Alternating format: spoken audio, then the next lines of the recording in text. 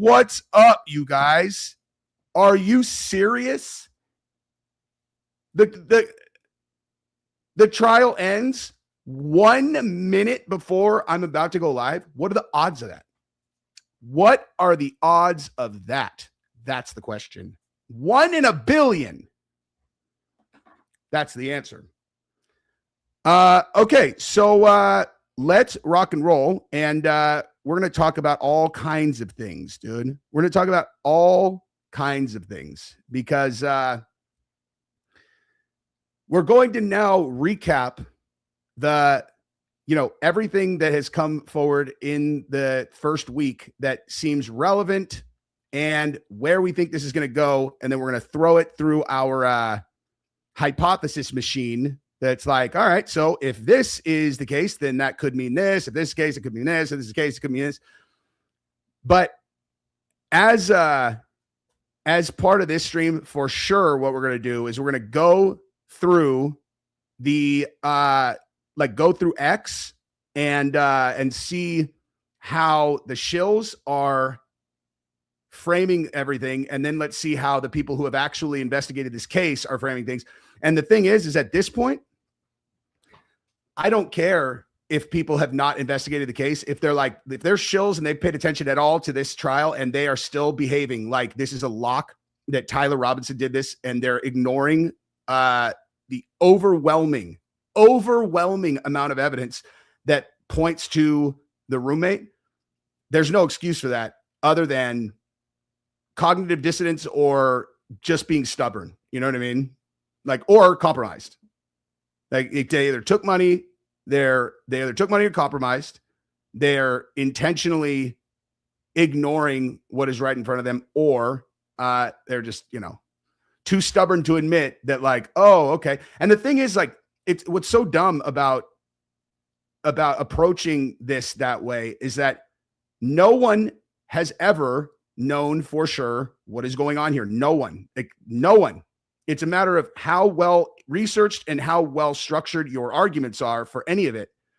And if people go into the trial, if they go into this process, 5 straight days of getting to see the prosecution's case, at least, the first 5 days of it, and then they come out and you come out with the exact same opinion as you had before, well, tell us why. Explain why. Because, to me, it's like, how do I put this? It's like to me, my hypothesis being what it is, I didn't see anything that would challenge what my conclusion has been. And as a matter of fact, what this trial did is solidify it very, very heavily, because it is exactly what I said was the most likely way that this would go in the event that Tyler Robinson was actually in on it from the beginning. And it was all part of a full circle plan.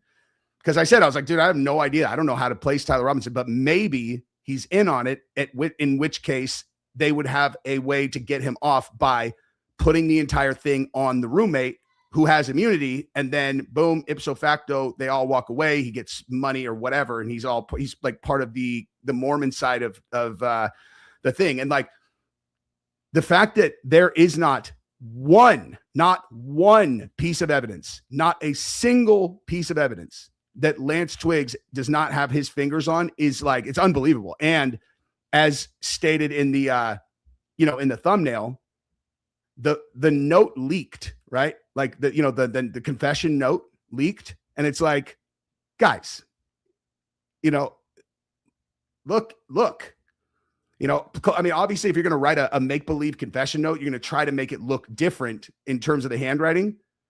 But, let's just start right there as the first kind of major piece of evidence that we actually look at from what's come out this week. And then we're going to look at all the other stuff. We're going to actually look at a bunch of it. And I want to react to some of the clips from Barron's podcast, because Barron has been crushing it this week. And dude, I'm telling you, what I love about this, wait, hang on. Oh, real quick. Hold on. Let me just pause what I'm talking about here because this is important. Okay, so this is the Andrew Colvett, or I'm sorry, this is the judge saying what he thinks of the current case. He says it's over. Thank you. Turning to the defense, if you wish, you may call your next witness. We would like the benefit of the record before we start taking evidence today. Yes, Mr. Grenander, and I'll allow all parties, given the ruling of the court, briefly. And I'll be brief, Judge. And this is in relation to the continued taking of evidence today. And I'll start my statement, Judge, with something that was very insightful that you said the other day. You mentioned, and I quote, sometimes. Oh, I'm sorry. I thought that it was the judge who said this. Okay, Deputy Utah County Attorney. Oh, okay. Never mind. This quote, I thought the judge was saying that the evidence is overwhelming and devastating, which would have been a very, very important, development. But someone associated with the prosecution saying that, not so much, not very important. So here, this is exactly what I was referencing though, about the note. And you can see here that, an image of the note flashed yesterday, and so everybody got the note. He's talking about that here. But what I did is I took the note and I compared it to, or actually, you know what? Someone else actually did that. They took it from, but I knew exactly what notebook they were comparing it to, and I had already thought of it. I was like, okay, so if there's an image of that, we should go back to that thing. And then someone had already done it. Like someone on in my stream last night told me about it, and I pulled it up, and then I went and looked at other stuff too from it. And this is the wait, hang on. This is the post that I made where I zoomed in on the two best samples, so you can see them side by side. Hang on. And I posted it on my X. And I'll show you guys this too, because this is the post that I made last night, which kind of recaps most, but not all, of the stuff that indicates that Lance Twiggs is the way that he's going to beat this case. But here you go. So there you go. Right? Like it's not identical, but where you can see, it's like he's trying to do it different. You can tell when someone's trying to do it differently, and it's like, you've got the M, it's a little different, but look at the S's, dude. Look at how it goes like that. And then look at how it goes like that. And my buddy, a very, like a military intelligence, like operator guy, but like a military operator intelligence buddy of mine told me that he recognized that this is a left-handed, like this is someone who's left-handed, both of them. Like whoever wrote this, both of them are left-handed, which is pretty damning, dude. And honestly, the fact that the investigators never put together that this guy, because you guys remember how fast they were like, oh, we've got a star witness, and it's the transferee roommate. And it was like within like a day. And they're like, this kid's been really, really cooperative. He's been yada, yada, yada. And I immediately was like, how do you know that this kid didn't do it? And they were so complimentary of it. It's like, okay, in your best case scenario, he lived with the guy who did it. Like he lived with the guy who did it.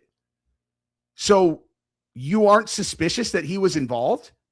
And I mean, I'm talking like the day that they were running these stories. I was like, why? How are you so confident that this kid wasn't involved and that he's just helping?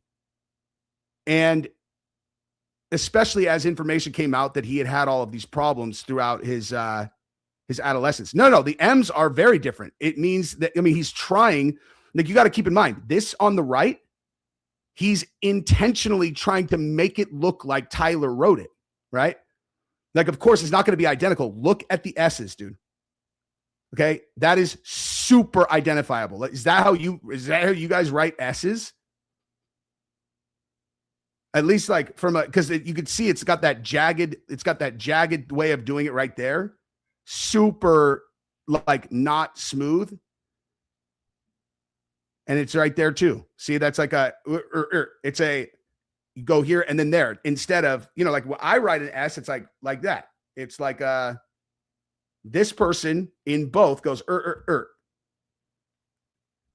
and he did it in both of them. You know, this is in my opinion, I guarantee if you show this to a handwriting expert, as a matter of fact, what am I doing, you guys? Let's ask Chat GPT together. Okay, let's do it. Chat GPT, known for bulletproof analysis at all times. Okay, but let's at least see what it says. Boop. All right. Hold on. What is the likelihood that oh wait, you know what? Oh, perfect. Okay, because I gotta remove the caption, because if it knows what this is, it's going to skew its answer. Let me get this picture without the captions on it real quick.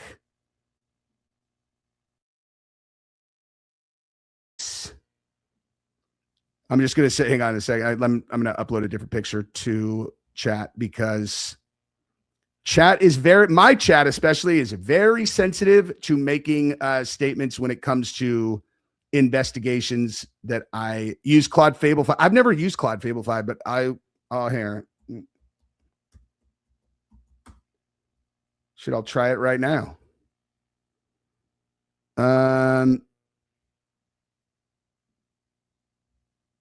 Is this it right here?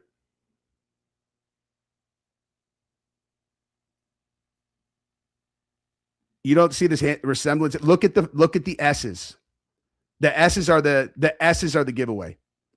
Like, he's trying to make it look different, of course, but look at the S. The S, that from my seat, that's a headshot, dude. That is incredibly unique.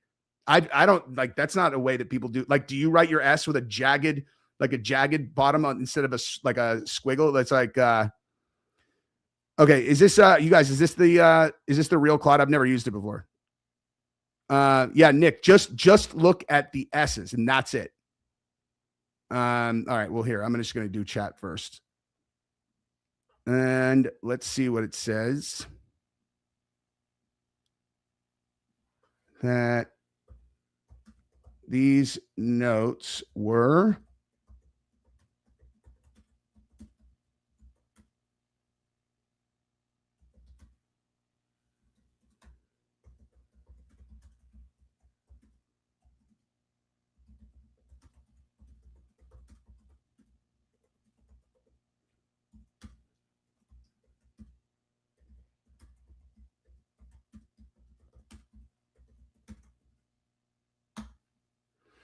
let's see.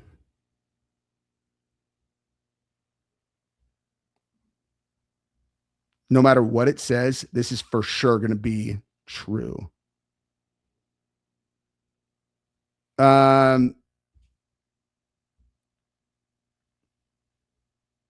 Jamie, what's up, dude? I'm going to pick that merch up later. If I'm to try to get done with this, and then like we have a car picking us up at 5. Okay, hang on. Okay, based on the S alone, I would describe the evidence as weakly suggestive, but nowhere near strong enough to conclude the same person wrote both notes while disguising their handwriting. Both samples appear to use simplified print style lowercase x rather than a fully rounded cursive form. There you go. All right. Well, seems like a big deal, but that's not how anybody does S's that I know. The S shapes are relatively narrow and straight upright, somewhat angular middle in both. The lower portion seems slightly heavier or broader than the upper portion. Important differences. The S letters on the left have more obvious forward slant, sharper, almost. Yeah, but dude, that's the whole point. He's literally trying to make it look like it's not, like it's someone else, you know?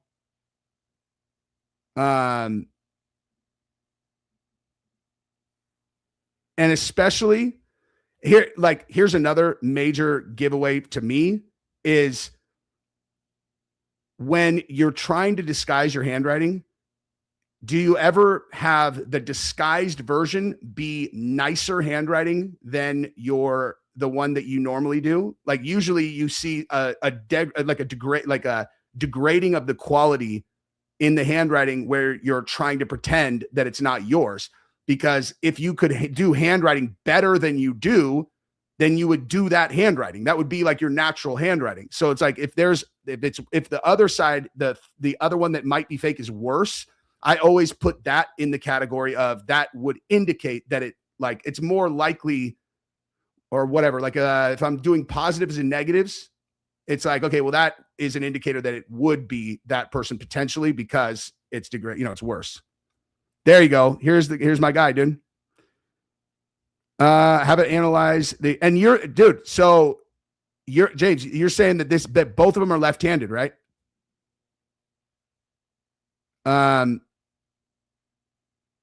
Okay. That's funny, dude. I think you're joking, right? Like this is a joke because like it's all so murky. Hopefully, if that was a joke, that's really funny.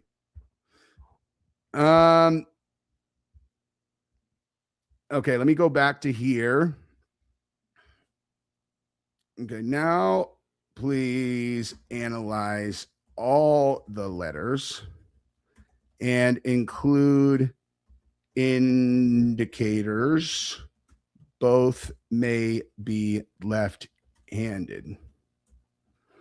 Let's see, dude. Let's see. Yep. Okay. The strongest similarity may be the lowercase m. Okay. Wait, really? That was the one that to me seemed like he had done the best job faking it. Both appear to begin with a rounded entry rather than a sharp vertical downstroke. Both have low compressed humps. The final hump seems to trail slightly upward or flatten out rather than ending cleanly downward. The left sample M is darker and more angular, while the right appears softer, more rounded. That difference could come from blur, pen type speed, deliberate simplification. God, I'm fucking smart, dude. Let's go. I'm just as smart as chat. Just kidding. Both apparent lowercase I forms are narrow, mostly vertical, separated from adjacent letters, minimally curved, written without a pronounced lead-in stroke. Okay, so apparently chat is much better at this than I am. Okay, and then the dots are difficult to compare. On the left, the dot appears relatively high, slightly displaced. Oh yeah, dude, I didn't even see that I didn't even see there was one there. I thought he didn't even have one right there. But look how far away it is. Wow, that's big, dude. Look at how far away the dot is from the eye in both of these. Right? That's exactly I'm not sure if he uses, but that's exactly what I feel like it's an intentionally different. And so it's like you write it shitty, right? Whatever it is. And the spacing of the letters, dude, the spacing of the letters too. Jesus, you guys are fucking good at this, man.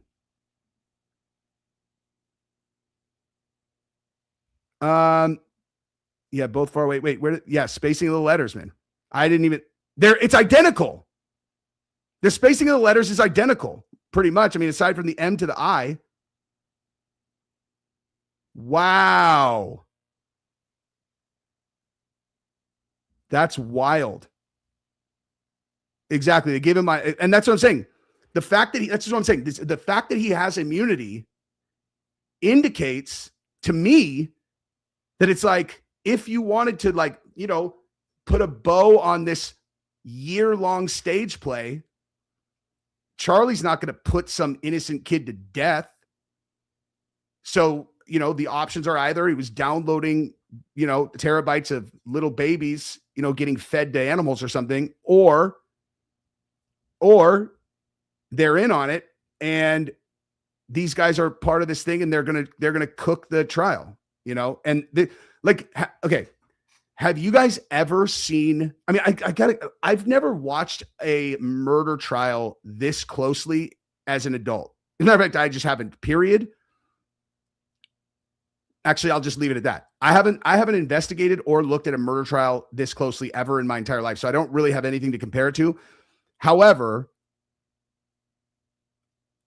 I feel like I've never seen one where there's so much overwhelming, simple to understand evidence that someone who is a part of the story is implicated at every single stage of this investigation or of the trial. He's the star witness, right? He's front and center, the trans furry roommate, guys. He's trans, he's furry. Here he is trying to look cute in his little doggy ear outfit. Here he is, guys. It's the trans furry roommate who Tyler was having gross, intimate pirate sex with at their house. And he says Tyler did it. And here's a text thread between the two of them. Hello, lover Lou, love of my life, son of my stars. What are you doing? Oh, nothing, sweet cakes booty face. I'm just here figuring out what I'm going to do after I shot Charlie Kirk in the face from the roof. Looks like the scope really works, huh? Remember when I was engraving bullets when I said, you know, hey, fascist catch? Remember that? Well, I'm going to die if I see C's bulge on Fox News. LOL. Wow, you really are in such a jovial mood for someone who just committed your first murder and are subject of the largest manhunt in human history and will inevitably be facing the death penalty if you're caught. Oh, there's just something about talking to you that makes me just all filled with butterflies. You're like, get the fuck out of here, dude. What is this? You know? And then listen, guys, the shooter's DNA is on the towel. It's on the gun. It's on the bullets. It's on the screwdrivers. It's everywhere. And then it's like, oh, here in the trial, they're all, well, let's go through the evidence. It's like, actually, the trans furry roommate's DNA is on everything as well. And you're like, really? And I didn't catch this, but I was on, I hopped on Project Constitution stream for about a half an hour on his X stream right before I came on here. And he said that, so if this is not correct, I'm just saying I saw this secondhand and I haven't heard the secondhand. I haven't seen it in the trial myself yet, but he said that they said that on the, whatever that thing's called that you engrave things with, that it was only Lance's DNA on it. That it was only Lance's DNA on it. And Tyler was a possible match. And you're like, so the engraver that was used for engraving Hey Fascist Catch and C's Bulge, all that super funny meme stuff, that's the tool that was used. And the roommate's DNA is the only one on there. All right, cool, dude. Like, it's like they're trying to hit us over the head with it, you know? Look at this. It's, hey, man, listen, it's very suspect. Might have been Lance. And what's hilarious about it, too, is that if you actually think about it, you know, if you actually think about it,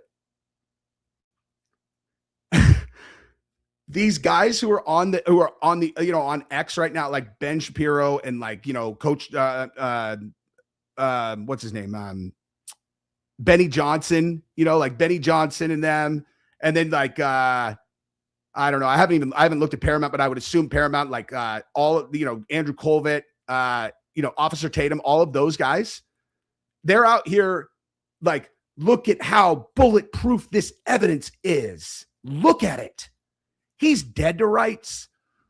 And to me, I'm looking at it as like, I wonder if these people even realize, like, what would be so funny to me is if I am right and that this whole thing is an orchestrated hoax, to like have Charlie watching this and he's like watching how everybody's reacting and he's looking at the people who have been supporting his side and he's like, you know, he's like, what fucking morons, you know, like in his head, he's like, you guys couldn't see, like we spoon fed it to you that it might be the roommate and you stupid, like, stubborn motherfuckers can't see. It's like, hey guys, it would still be a leftist trans radical who did it.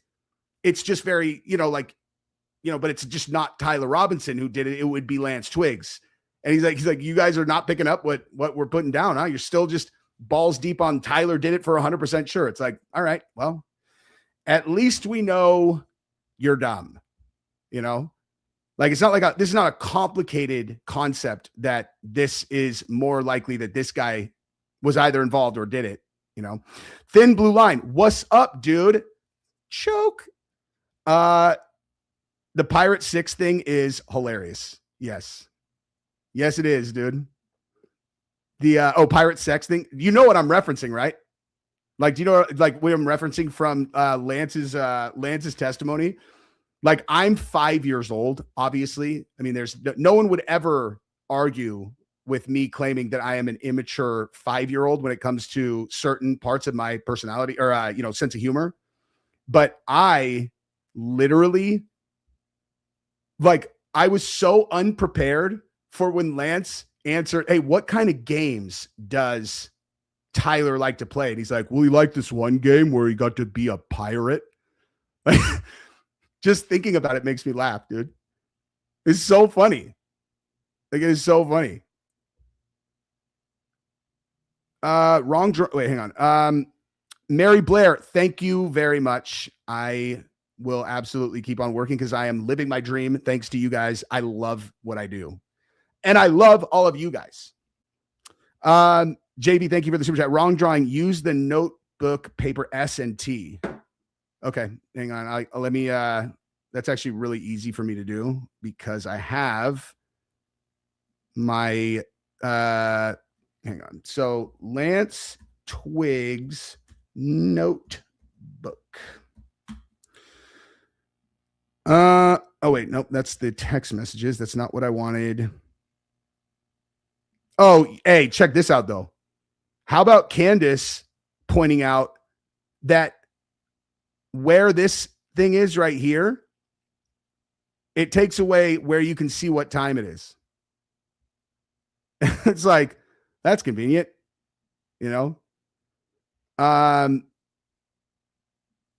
Okay, hang on. Let me find I'm looking for his, I'm like Lance Twiggs notebook mental illness. I can't remember how.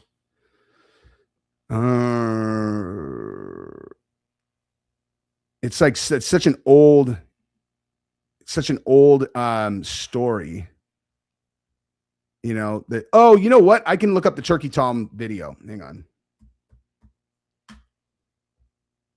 If you guys never saw the Turkey Tom video on this, it is phenomenal. I tried to get in touch with him back then because I thought I had a wait, Turkey Tom Lance Twiggs.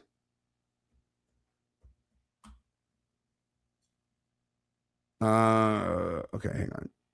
Here we go. This is it. Okay, I'm going to share this real quick. This is all, and this is super important context too. Okay. So I don't even know where I should start with this, to be honest. But I want to look at the, here we go. This is where they show his crazy ass drawings. Bilingual would mean someone who knows no languages. Or, and by the way, this is Lance Twiggs getting exposed as schizophrenic, crazy, and it's nuts, dude. Never go full. Yeah, dude. I love it. Cook Jessica, of course, and thank you for your membership.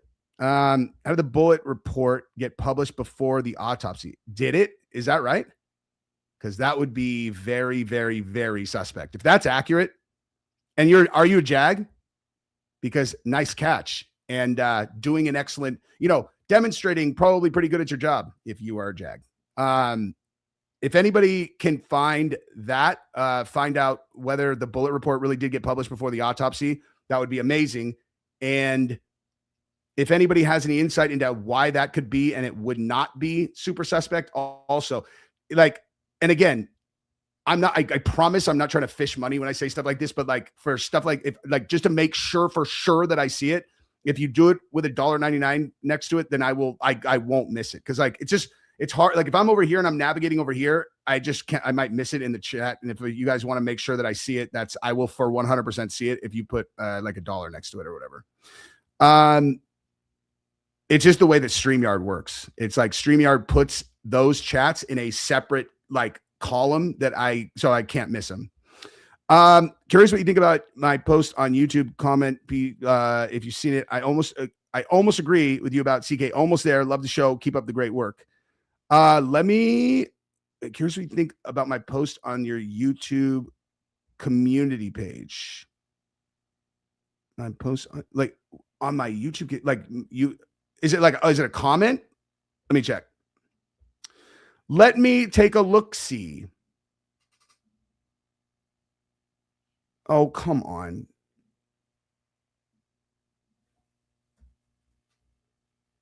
Oh, I know what I need to do.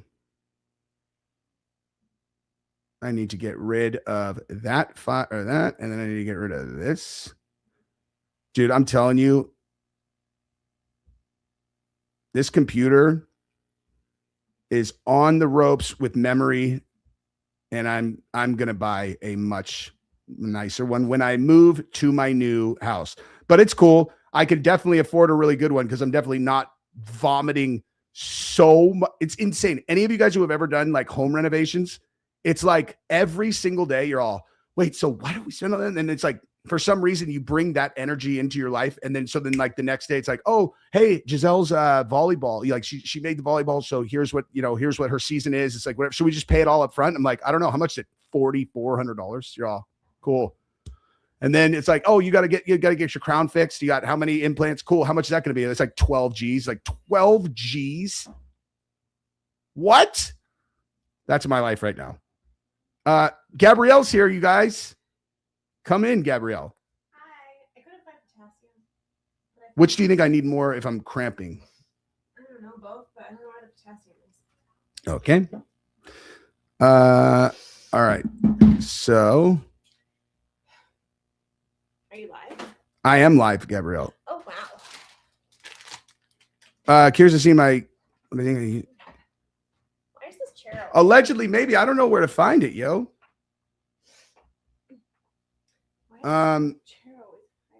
Here, I'll tell you what, email it to me. Like take a screenshot of it and then email it to Real Jesse on Fire and I'll take a look. Dude, listen, it's not fun. Like those are real numbers too. Like that really happened. Yesterday. Oh, how much is that going to be? 12. I was like, 12?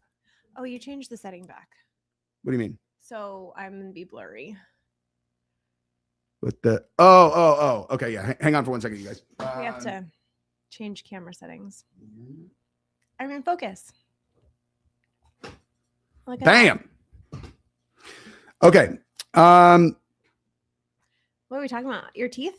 Yeah, I was talking about the volleyball and teeth yesterday. I was just saying that like my days are Volleyball. Oh, filled with volleyball. just like it's like every single day. It's every day. And I'm like, $4,000, $8,000. why is this happening to me?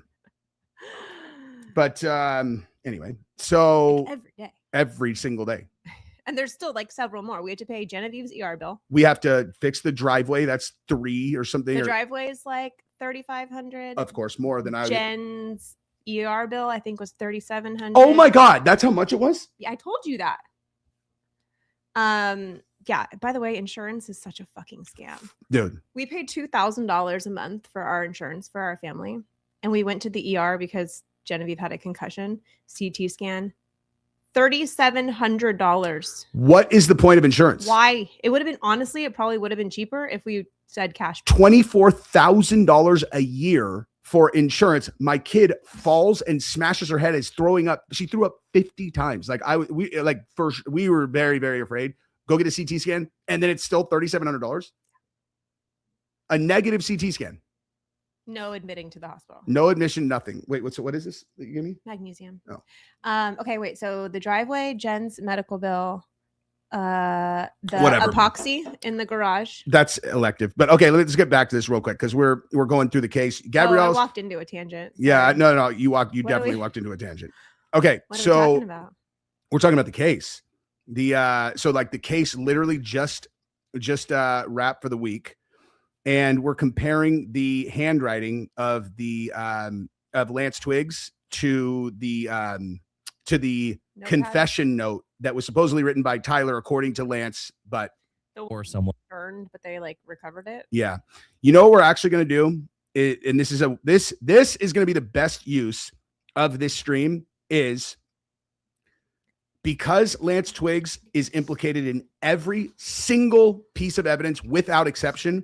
We're going to use our time today to go through the Turkey Tongue documentary about Lance Twiggs and who this fucking kid is, because he is 100,000 times more likely to have committed a violent murder than Tyler Robinson. And again, the fact that this is how this trial is playing out is incredibly suspect to me, and certainly indicates that I'm right and this thing is rigged, because it's so on the nose. It's so on the nose.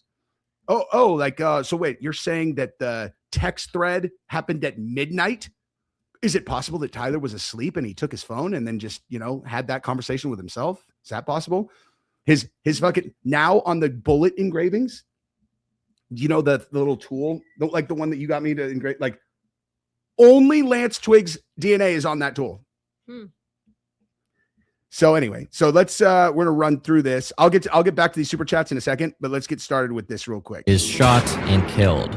Over the next few days, law enforcement and internet investigators pore over the available information to identify the killer. Eventually, they determine it to be Tyler Robinson. And they also realize that... And let me show you guys who this is, because if you guys don't follow Turkey Tom, phenomenal channel. Like, phenomenal. He's one of these channels that makes me feel bad about my YouTube skills. It's like, God damn, this guy makes good content.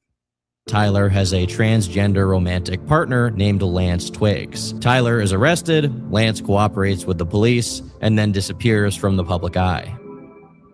13 days later, I released a video going over all of the publicly available information about Tyler and Lance. Articles, witness testimony, Lance's TikTok and Reddit accounts, and I thought that was it. But then I received a message. This message was from a third party who was close to both of them and remained in contact for 6 years up until the attack took place. They reached out to me, providing never-before-seen information on the lead-up to what happened. To my knowledge, the only other people who have this are the FBI. Now, as I go over this information, you'll notice... You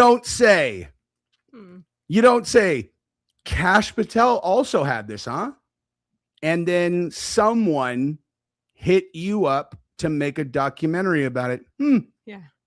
Almost like this might come back out when the trial happens. Jesse, are you part of this saga? Not on purpose, but I'll take it, that some of it is redacted, but I've redacted it myself with the exclusive intention to preserve the anonymity of both this person and other people who are named, who have nothing to do with Tyler's crime. Now, keep in mind, these claims are being made by an anonymous leaker. There could be more to certain events that we're simply not aware of, and other details that may explain more of the story. Additionally, some of this video is my opinion and should be treated as such. But I've done my... And everything I say today and ever is just my opinion.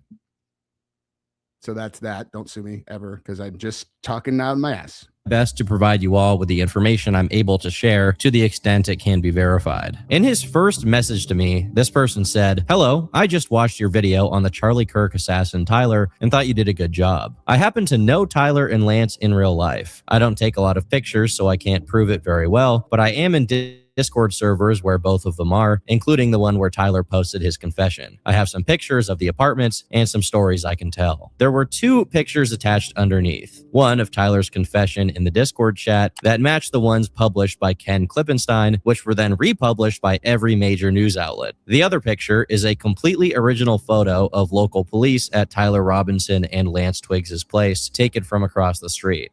For the sake of verification, he later also provided me with archives of the 3 Discord servers they shared, which I'll eventually go over the relevant parts of. Once this person's identity was verified, He proceeded to tell me about the state of Tyler and Lance's living space. The apartment would drastically shift from clean to super dirty, depending on the state of Lance's mood. I don't have too many pictures of most of the mess, but basically, he'd start living in the living room and just start turning it into his nest. After the first roommate moved out, and right after Tyler moved in like 2 weeks later, Lance had a really big breakdown. The living room went from a place guests came over to something that had to be hid. People still came over, but everyone got weirded out by all the trash. He basically had layers of wires, random Temu trinkets, decorations, random art projects, clothes, and empty alcohol containers everywhere. And if anyone touched it, he would get livid. One friend got banned from the apartment for a while because he kept touching the Temu trinkets.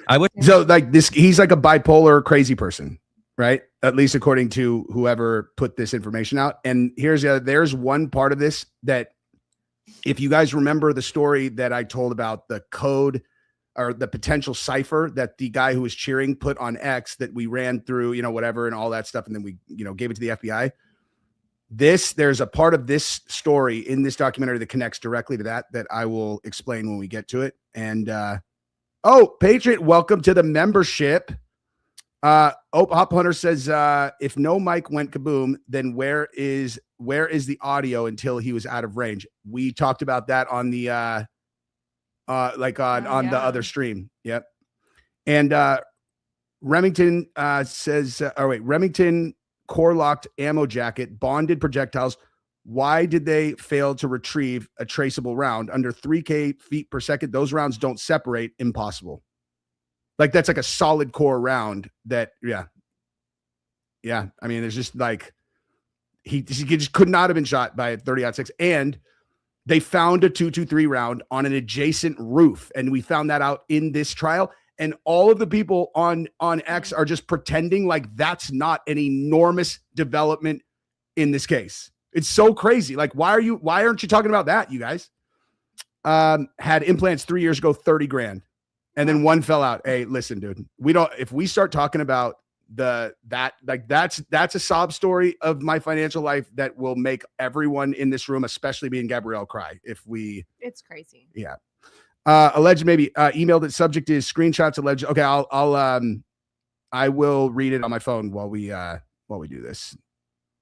I wish I still had pictures, but I felt sort of guilty and deleted them since I knew Lance wasn't in the right state of mind. For context, I've been playing games with Lance and Tyler for like 6 years. I count myself kind of close to them, but I was trying to separate them from myself because being around them wasn't good for me. I say them, but Tyler was always level-headed and easygoing. But Lance could be anywhere from too depressed to talk to manic, wide eyes, crazy person. I'll take a brief moment here to comment on the fact that in my original video, this is more or less the impression that I had, judging exclusively from Lance's more significant and expressive online presence relative to Tyler's almost non-existent digital paper trail. From Lance's Reddit account and the things his family members had to say about him, he clearly was more outspoken and in some ways unstable. There were Reddit posts of his mentioning being at odds with his family to the point of being kicked out, and he had also discussed a lot of substance abuse issues, which are a far cry from the quiet, even if uneasy relationship that Tyler seemed to have with his family. What was completely unknown, and as far as I know, hasn't been published anywhere, is this combination of hoarding and mania that this person describes Lance as exhibiting. The messages continue. During this first nest phase, Lance started working very rarely. He worked with his dad for a tub repair company. They'd either repair tubs or install them at construction sites. But when Lance was super depressed or just too manic, he'd take the day off and hit his THC vape, drink, and scroll reels. Anyway, 2 weeks before Lance's first nest phase, when the apartment was mostly normal, Tyler moved in with Lance because he'd just dropped out of college and was tired of living with his parents. He had been working with his dad at a stone cutting business where they'd install countertops. Tyler was kind of your normal blue-collar Utah guy. Most conversations with him, he'd talk hunting, camping, gaming, and he loved to talk about fishing. Now, first off, the combination of depressants with cognitive stimulants How did they meet? Oh, they were are leading factors to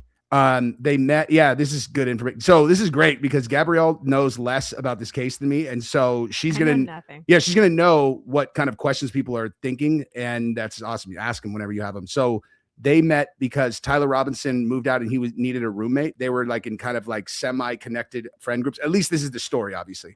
So he moves in with Lance, and he is still a like good kid, I believe still part of the church, if I remember correctly. And Lance is out, like he's out bad or whatever, and had a bunch of problems before. And then Lance, everybody knew was like kind of, going the other way. And then Tyler, like had no experience with any of that. And then Lance, and then start banging apparently. Oh, yeah. And then Tyler likes to dress up like a pirate. We found out also. So yes. Severe anxiety, paranoia, depression, and even psychosis. And that's without mentioning the documented connection between weed and schizophrenia. Obviously, as I assume most of you know, weed basically has two components, THC and CBD. CBD is not psychoactive, and it's often associated with treatments for anxiety, pain, and inflammation. Meanwhile, THC is psychoactive, and despite it also having some therapeutic uses in the treatment of nausea and side effects of chemotherapy, THC is the component of marijuana that's associated with symptoms like paranoia, psychosis, and, like previously mentioned, schizophrenia. Now, obviously, the vast majority of stoners or casual smokers are not exhibiting these symptoms. This is not a typical thing. But in certain people who are predisposed, THC can absolutely trigger a sort of psychotic meltdown, or it can compound with other mental health issues to make them just much, much worse. In Lance's case, it sounds like he was using way too much pot, while simultaneously drinking heavily and scrolling reels. If there's any way someone can derive psychosis and mania from first principles, this is definitely up there. Now, in my original video about this topic, I mentioned that there were two specific periods of change for Lance and Tyler by extension. The first was 2020, when the pandemic hit, locking everyone inside their houses and apartments, and therefore driving them to spend a lot more time on the old computer. And as the Discord logs are going to show later, it's probably when Lance and Tyler started to communicate the most frequently, even if they were already gaming and talking prior. The second period was during 2024, which is when Tyler moved into the apartment with Lance. And as their anonymous peer here is saying, within 2 weeks of Tyler being there, Lance began his nest phase, as he puts it. Funnily enough, the one other instance I've ever heard of making a nest in your living room comes from Theo Vaughn talking about what he did during binges of the white dust kind of stimulant, if you know what I mean. I remember that stuff. Make a nest in my living room, dude. Boy. And more than anything else you can think of. Turn you into a damn owl, homie. You know what I'm saying? Yeah. You'll be out on your own porch, Yeah. Well, this description is obviously played up in its context. It's actually a pretty common experience to start hoarding while in states of paranoid mania, which is what Lance appeared to be going through. From his Reddit history, we know that Lance used to be a big fan of Jordan Peterson, who is widely known as the clean your room guy, repeatedly harping on how your living space reflects your psyche. If this leaker is telling the truth, then it would make sense that as Lance's mental state deteriorated, so did the physical space around him. With all of that information regarding Lance being corroborated by these messages, we also have the reveal that Tyler had dropped out of college and decided of his own volition to move out. In my original video, we had the information that he was in an electrical apprenticeship program at Dixie Technical College. But based on these messages, it seems he dropped out and was just working at a masonry business with his dad. Again, this matches the picture of Tyler that one can derive from all of the testimonies regarding what kind of person he was. So after about 5 years or so of being friends with Lance, he decides to move in with him. But at this point, there's no sign that the two are engaged in a romantic relationship. Their peer continues. I felt super bad when he first moved in with Lance because it was normal for like 2 weeks, and then Lance went nuts, and the entire downstairs just became his nest. He'd be doing experiments in the kitchen, which were mostly just growing mold in Tupperware mugs, and the kettle with random Temu trinkets and rocks submerged in them. Every once in a while, I'd try to have a talk with Lance and try to get him to realize he needed help without making him go ballistic. Now, this is actually bizarre. One of the things I didn't pay that much attention to in my first video about this was that Lance made 2 posts regarding growing fungi, one of them in r/mushroom growers and another one of them in r/shrooms. However, they were very brief non sequiturs that didn't at all give the impression of how deeply invested Lance was into growing mushrooms, which apparently he was, at least during his episodes. The interest in mushrooms. I don't know anything that is better for treating bipolar psychosis than psychedelic. Honestly, I actually don't know anything about that. They actually, like, in all seriousness, mushrooms might help at certain dosage. Yeah, like I guarantee actually microdosing mushrooms probably helps a lot. But this kid is, I don't know, like the guy who was testifying, he's gone through some years since whenever this was, dude. This guy, like the guy who testified yesterday, looked like, he looks like the first question you want to ask him is, how many cats have you decapitated in the last month? You know, geez. like he's like, hello, there's no one home, no one home.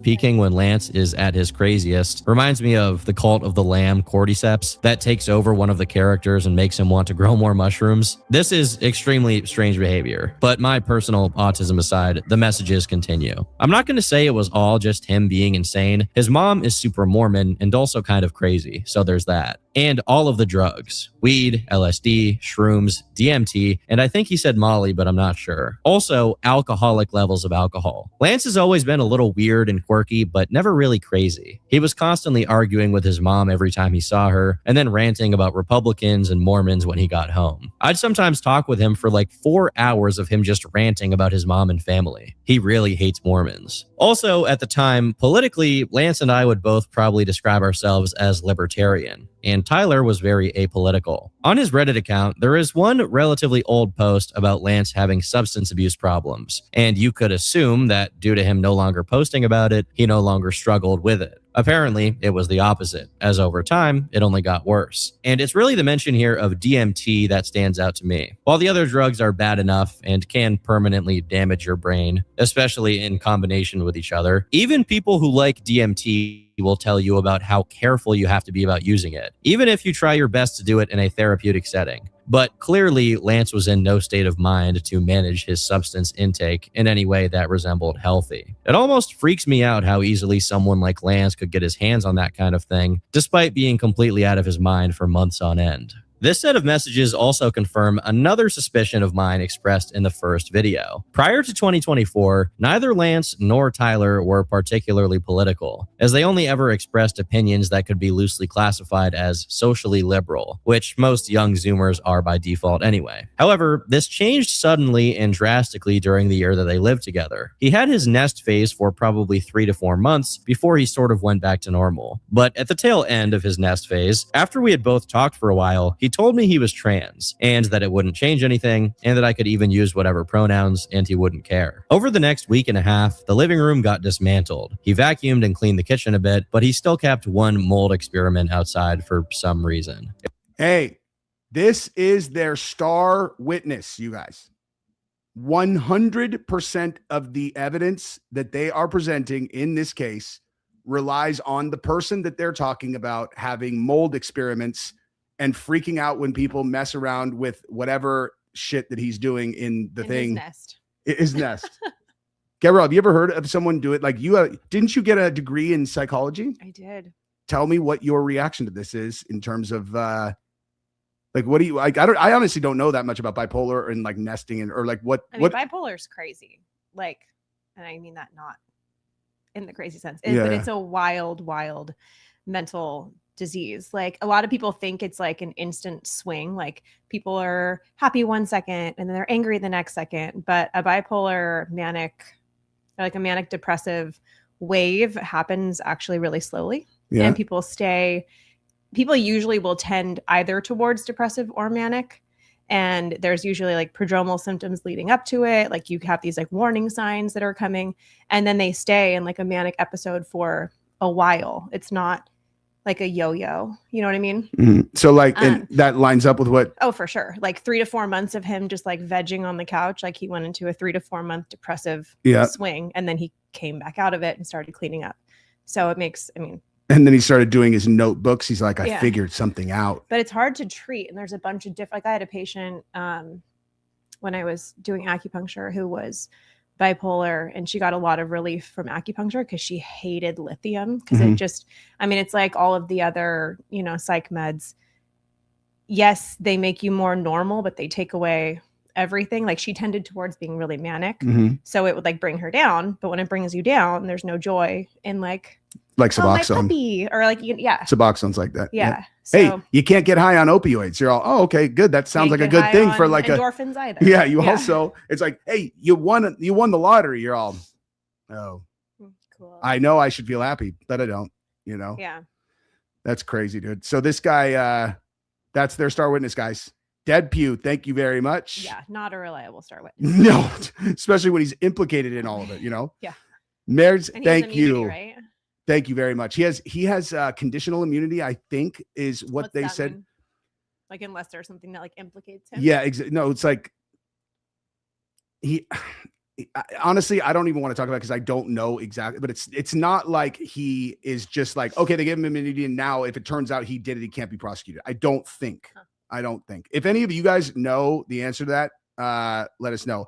Merits, thank you very much. Very generous. I appreciate you guys. Pedro, we are neighbors. I lived in Benicia and Austin. Dude. Oh, funny, small world. Yeah, where I went to De La Salle. You must have gone to oh my God. The high school over in Benicia. No, I know, but it's like Amador, I think, if I'm remembering that correctly. Stop traffic. Thank you, Lance. No evidence of gay, trans, 200 plus. Yeah. That's the other thing. They're like, oh yeah, it turns out he's not trans. Like he says he's not trans. He says that his name was Luna for like some gaming thing, but he was never trans. It's like, well, all right. I guess that impacts like whether he killed him 0. You know what I mean? Okay, let's continue this incredible documentary from Turkey Tom. It was kind of relieving to not see so much trash lying around. Oh, we actually, weren't allowed to toss even wait, actually, let me finish making the most mundane trash like napkins and Taco Bell sauce packets, which there was an entire drawer of. So seeing all the cans and bottles disappear was super nice. Whenever we came over, people commented on how it's nice that we could hang out without being scared of accidentally touching trash or a trinket and having Lance freak out. We'd have a mostly weekly Magic the Gathering night at the apartment where everyone would come drink, get high, and play Magic. Lance started attending again after he became mostly normal. It's interesting to see that him identifying as trans came while he was in his nesting phase, but he maintained it after it had ended. It does startle me a bit how basically all of Lance's friend group, who frequently visited Lance and Tyler's house, just kind of tolerated this going on for months. I have no idea how it's possible to put up with a situation so clearly deranged for that long, but hey, different strokes for different folks. Now, it's this next set of messages that I find it really interesting. Between all of his turns while playing Magic, Lance would go hang out with Tyler, and we'd have to call him to the tables every time it was his turn. One of my gym buddies was the first to pick up on Tyler and Lance being really close. I was in denial for months because I thought Tyler was straight, and also I kind of did not want it to be true. Eventually, I kind of snapped out of it like the nth time I saw them asleep, cuddling on the couch. I kind of didn't think too much of it since Lance would get super cuddly every time he got drunk, which is how I think they got together, because I'm pretty sure Tyler was a virgin when he moved in. So probably when Lance was in the cuddly mood, probably something happened, but that's just my guess. This is where a lot of things start clicking together. Tyler, an introverted gamer who, as far as anyone could tell, had no prior relationships of any significance, spent 4 months living with his best friend, Lance, who apparently got overly cuddly with everyone while drunk, and simultaneously had the proclivity to drink too often. It's not surprising that this was the outcome of a touch-starved virgin gamer living in the same house as a touchy-feely, seemingly manic trans person. However, a while after Lance had mostly gone back to normal, things started to intensify again. I started noticing changes in Lance's political views as the presidential election got closer. He amped up the complaints of old people staring at him, which probably was because he dressed like a stoner and not because he was female presenting, because all he did in that department was grow out his hair and wear mascara every once in a while. He also hated that the construction workers would misgender him, which I thought was weird since he said he was fine with any pronoun. Tyler wouldn't really get political until after the election. He'd sometimes just casually bring up the latest thing Trump had done and complain about what it'd do to the country, but in a very level-headed way. Before the election, Lance's friend group was the quirky LGBT group with a lot of mental illnesses. Not saying the two are linked, but that's how my friends knew them. They're the people who are in Lance's server for the most part. After the election, they became a lot more political, but not to an extremist level. By this point, I could safely say Lance and Tyler were some flavor of left-wing, while I'd become tired of politics and mostly apolitical, but never anything I thought was like dangerous. At some point, they told me about their relationship and were pretty open about it after that. It became very uncomfortable for me because while I don't think of myself as homophobic, seeing two dudes constantly make out was a bit much. Yeah, I don't fancy myself as homophobic either, but I'm good on that. You know, I'm good on that. Now we're gonna come right back to this, but I'm gonna show you guys something that I was working on because you guys remember the gentleman who was asking what I thought about the comment. So I looked at it, and it is actually, you know, like this is like definitely worth our time. Okay, but here, real quick, J-Cal, thank you for letting us know on this. J-Cal, he has immunity to what he admitted to in his testimony. If it turns out he did it and didn't admit it with the immunity, he can be charged. Okay, that's really good information. Thank you for that. Debbie says, thank you for your hard pen on this. Absolutely. And thank you guys for hanging out and watching it with us. Okay, so now, yeah, it's just gross. You know what I mean? It's just gross. Great. Oh yeah. If you guys have not watched the Sean Johnson podcast I did with Alex Jones, I was watching it this morning. It's a great episode. I'm gonna start cutting it up and putting it out on the channel. Like I'm gonna put out segments of it. But it is out on Sean Johnson's channel, and I collaborated on it, but I don't really know how that works exactly. Okay, but real quick, I want to show you guys this. Okay, so check this out real quick. So what we're looking at here is man, is this just, it only it shows all of, man, is this really the best it's going to do? All right. So as you can see, obviously you have Tyler Robinson, you have Lance Twiggs, and then you have the supposed suspect. And it's like, who does he more look like? It's like, it's almost funny because he literally looks like they took a face smash and they took Lance's face, Tyler's face, and then did the like digital face smash and then put it onto this guy and then blurred it so you can't tell, right? But so what dude was referencing is this right here. So this is like, so this is Lance from his testimony. And then this is Lance with the glasses and the hat.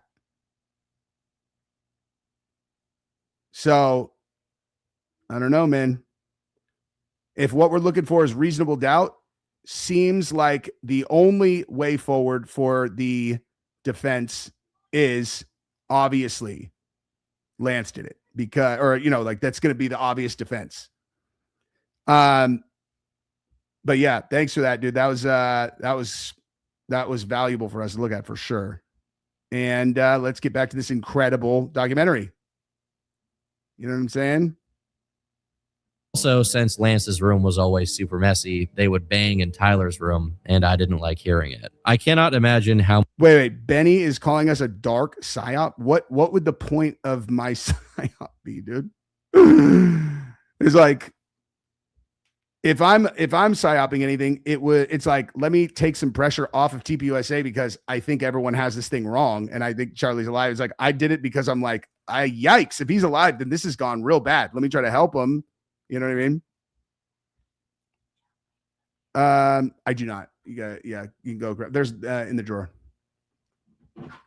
Much it sucks to be in this guy's shoes. While this is a bit out of character for Tyler, who's been consistently described as reserved, it does match Lance's behavior of being overly transparent and letting other people, even people who randomly visited him, see into his intimate life to a point where it's concerning. It's also fitting that Lance's pre-existent paranoid behaviors were now manifesting in correlation to his gender, as despite not being particularly female presenting or being concerned with being seen and treated as a woman, he still took issue with anyone who perceived him as a man. People who are paranoid often assume others look upon them negatively, no matter how asinine the reason may be. Clearly, Lance's mental state was deteriorating, and whether intentionally or not, he was dragging Tyler along with him. And this became increasingly transparent over time. This handle. Their mutual acquaintance continues. Lance started becoming more and more erratic again until, at the end of December, he just had another nuclear meltdown after having another argument. Also, a couple months before, we noticed Lance had been growing breasts and said that— you know what? This is actually very important. I can't believe I forgot this, dude. I can't believe I forgot this.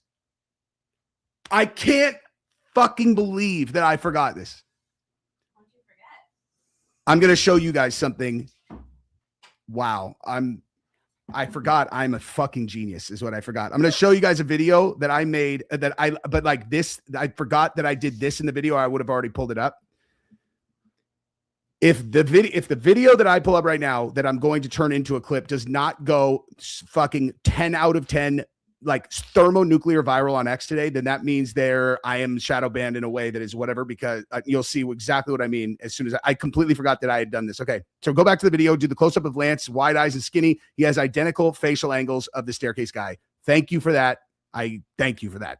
I'm going to go find the thing that I'm referencing and I'll show you guys in a second. He'd been taking black market HRT, which I do not know what that entailed, but I think it was making him very erratic. So he basically shut down for like 2 weeks, not talking, just hitting his vapes in the living room in the dark. So here we have the mention of possibly one of the most concerning details about what kind of substances Lance was on at this point in time. Taking synthetic hormones of any kind, whether the kind and quantity your body already produces or not, is extremely dangerous and can cause pretty much every kind of health issue imaginable, including mental. Even if you're a guy and you take just a little bit of testosterone, you can suffer all kinds of side effects. So obviously, in Lance's case, the risks are much greater by default, and it's made exponentially more dangerous given the circumstances. This is someone who has proven himself to be delusional, chronically sleep deprived, and prone to overdoing substances. There is simply no chance he was mentally well enough to manage and administer dosages of any kind, let alone procure or produce untainted bathtub HRT. While studies on this stuff are hard to come by, there have been a few documented cases of people in similar situations to Lance. For example, there's one case of a person in their early 20s with a history of depression and psychosis who self-induced drug intoxication via HRT, which led to a worsening of their psychosis and all of their other psychiatric disorders. Uncoincidentally, this is when Lance becomes more unhinged than ever before, as his peer continues to allege. I thought he kind of started going back to normal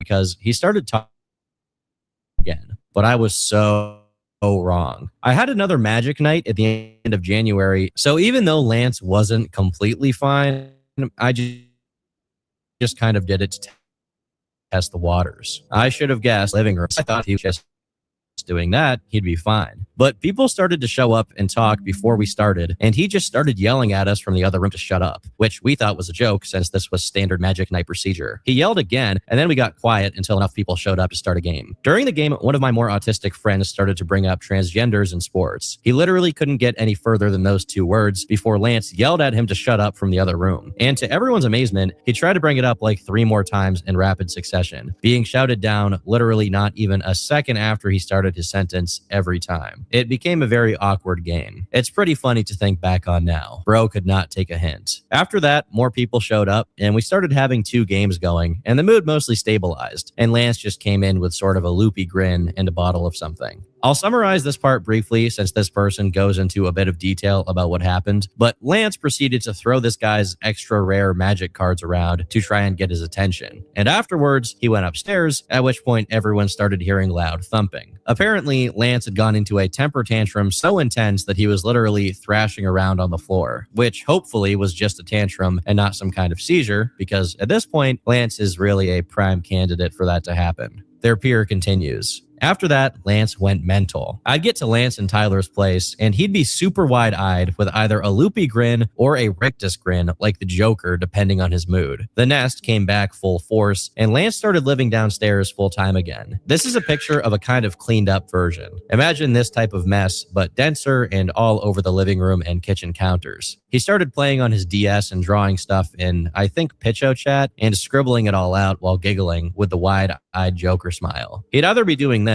or his experiments, or talking with ChatGPT day in and day out. He hardly ever slept. The experiments got scarier too, like jugs of water with a whisk full of aluminum foil that had 2 copper wires coming out of them. The water was clear one day, and at some point, I think the wires got plugged into the outlet because the water turned brown and the aluminum foil was pretty burnt. He also started leaving little papers around the house that he had scribbled on while doing that giggling thing.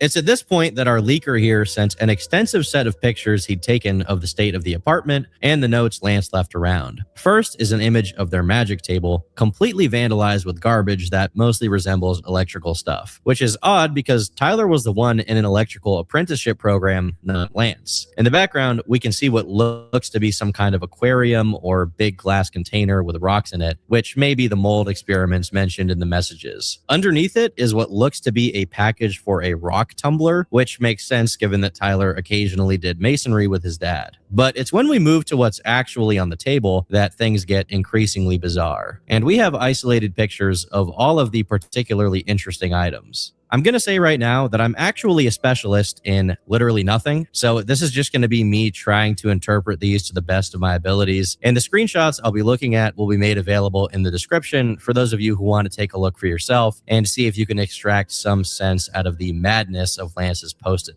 notes. The first one we'll go over is this one, which contains a set of spiral-like scribbles that may be disconnected attempts at making the Glock logo, given the squared spiral G and the word lock near it. Right above this, there's also what looks to be the small phrase E equals T, and elsewhere on the note, I can also make out the words regent and temp, although I have no idea if this is alluding to anything in particular. On the right side of the image, another post-it has the sentence, all of separate, underneath what looks to be the portmanteau, no linguals. This is very rough to make out, obviously, but bilingual means that someone knows 2 languages. Monolingual means that someone knows 1. Therefore, no lingual would mean someone who knows no languages or someone who is nonverbal. The next set of scribbles is a bit more cohesive, although I'm using that word pretty loosely here at this point. Here we can see stop looking for others at the top and Terraria bug-in tear ableist in the middle, which I think may be some wordplay with terrible and ableist. At the bottom of this page, an illustrated version of the word sine wave is written above lose it at the tude, next to a picture of some bizarre looking animal. This at the tude bit to me is very reminiscent of how schizophrenic people will break words down and obsess with syllables, word morphology, and portmanteaus. There's another example of this in one of the post-it notes where he writes, I'm alone, obviously doing what I'm talking about here. On another page, we have monsumus sumptuous right at the top, followed by SFTU piteous, which I assume is like shut the flip up, idiots, maybe. Further down the page, there's a rough sketch of America with the number 21.0 inside of it. And nearby, phrases like go to the store and small box, go listen to act. A lot of this stuff reads like Lance is just writing his mundane thoughts or whatever he's seeing on his phone in the most cryptic and insane way possible. But some of it does stand out to me as potentially meaningful or at least consistent. On a post-it note, he writes down TY and miss my BF, obviously in reference to Tyler. On another one, we have stop crying, stop stopping. And in one of the pages, we have the phrase full stop, very jagged at the bottom, although this may be bull or something else. On this page, there's something pretty interesting, as the words federated and fed related are right next to what looks to be the word CIA. And further down, a drawing of 4 symbols that ever so slightly resemble what you'd see on a set of Zener cards. If you're not familiar with what these are, Zener or Zener cards were created in the early 20th century to test if people had extrasensory perception, and much later on, they were frequently reported as being used in gifted and talented education programs. There are a lot of conspiracy theories surrounding this topic, some of them being more credible than others, but they typically have to do with the CIA project MK. They were talking about Gate? Yeah. What'd they say? They had those, what are they called? Zener cards? Oh, where they're like, the symbols. Who the fuck put this shit out about Gate, Like, man? Guys, we were both of us were, I never saw those in the Gate. Both of us were in Gate. Unless they like wiped it from my memory. Yeah, maybe, dude. Honestly, maybe they're like, don't wait, listen, we don't want them to remember that we programmed them so that 57 years from now, let's make sure they get married. And then they have kids, and then their kids will recruit into the CIA. At least one of them will be in what we now call tag.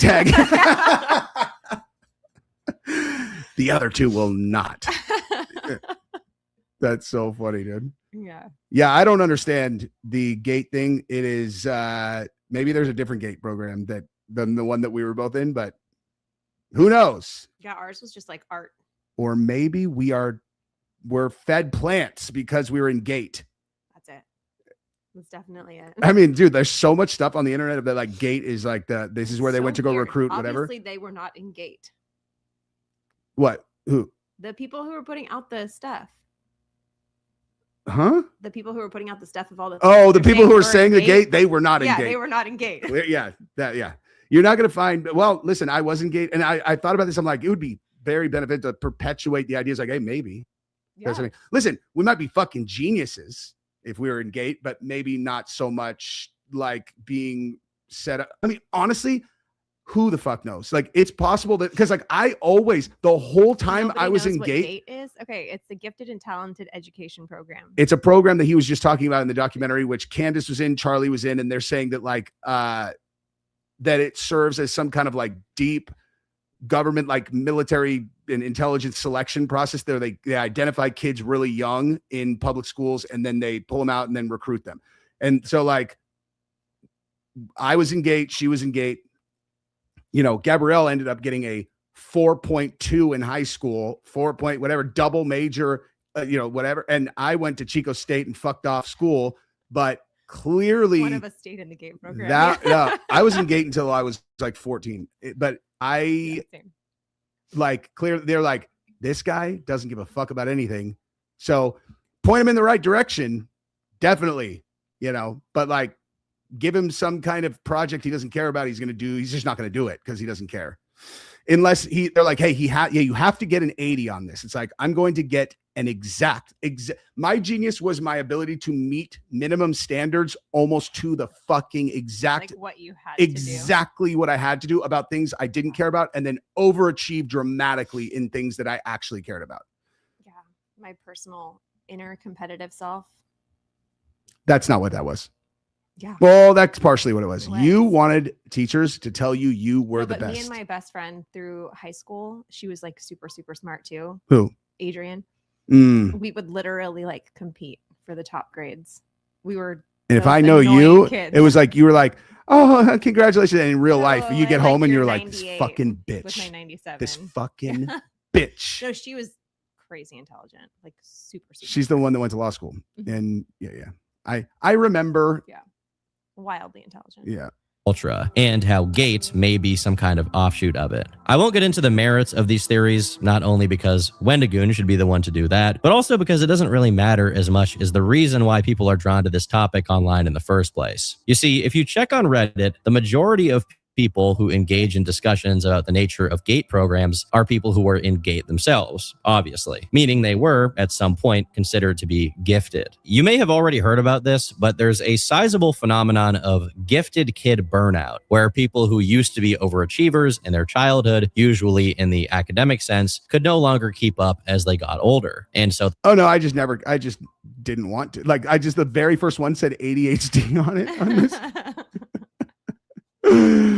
their life spiraled out of control. Part of this phenomenon is that when they can't get over their attachment to how they were treated when they were seen as special, they come up with all sorts of extraneous reasons to justify their decline and convince themselves that they're still gifted in some way. Given that Lance is I'm laughing at how completely opposite to this I was. Like the whole time I was like, hey, you're gifted. I'm like, cool, dude. Hey, cool, bro. Gifted. They're all here. You want to learn all these special things while the other kids are doing whatever. It's like, whatever, dude. I'm still sitting in class. So I hate it. I hate everything. You know, why don't you point me in the direction of something that's really hard to do where I really want to achieve it? It's like, why don't you go compete for like one of these spots on YouTube that are literally impossible to make? It's like, oh, I don't know about impossible. Fuck you. I'm gifted. I'm gifted, dude. quite literally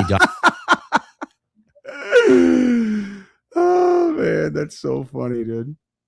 documented on video as a gifted kid, being an adept piano player from a young age, and his life definitely went downhill as he got older. It would make sense for Lance, in one of his weed, paranoia, alcohol, and hallucinogen real maxing binges, to stumble upon this stuff while doom scrolling and decide to scribble about it. This notion that Lance is still attached to the idea he's special or somehow intellectually gifted is later corroborated by this anonymous peer. But even just examining his projects, Lance clearly thinks thinks he's doing something here. Among the incoherent scribbles, there's hot glue and electrical wiring and batteries, which leads me to suspect he actually believed he was putting something together. And maybe some of these scribbles are, at least in his delusional mind, blueprints or rough sketches. At least some of his drawings had symbols that resembled electrical circuit diagrams, some even written on books about electrical stuff like impedance phenomena, while others had mathematical symbols as if he was writing down equations. Although, of course, none of it actually makes any sense to me or probably you. I will say some of this stuff legitimately gets pretty scary. To think that this guy melted his own brain to the point where he was drawing this is horrifying. Besides the consistent appearance of circuit diagram-like straight lines leading to symbols and drawings and references to spirals and spiraling, there's one image in particular that really got my attention. On what looks to be 2 pieces of cardboard, Lance wrote, "Hormonal flux dash is way fluctuative," followed by definitely orchid denialism. If you don't know, orchid is actually the medical term for balls. So with the context here being him mentioning hormones, and of course identifying as trans in the few months prior to Tyler's attack, orchid denialism could be a reference to him outright not acknowledging or recognizing his balls. I can't make any other conclusion besides that one, but as I said earlier, all of the images will be available for you to peruse. And although a lot of it is just random babble, I am hoping that by someone else other than I taking a look at this, there can be some information extracted from these images. The anonymous peer continues. These scribbles look bad, but it's even worse when you saw his face when he was doodling it, combined with the giggling and how vigorously he would scribble. It was very scary. And the way he spoke was weird. It was a bunch of words, but none of them made sense together, or sometimes it'd be in rhyme, or just sometimes he'd only smile and point at things. If I was religious, I would have called an exorcist. The smile was so scary. And hey guys, star witness. That's the star witness right there, you guys. That's the star witness. Hey, well, so you're saying that all of this evidence either relies on Lance Twiggs to validate its authenticity while having to ignore that his DNA is on it, or he's just telling you something that happened and you have to trust him that he's telling the truth. And this is who that person is. And if you look him in the face, you're like, again, I know you're thinking about killing people in this room right now just for sport, right? Aren't you? He's like, only if I can have sex with their dead body afterwards. Nah. It's so crazy. It makes no sense, dude. It just makes no. I don't know what to make of this whole thing. No. The star witness, he'll be able to be cross-examined in the real trial, though. He wasn't able to be cross-examined in the pre-trial. They're going to go to trial. You know, there's a reason why exorcism is real. Yeah. He needs one. He needs one, dude. MK Ultra.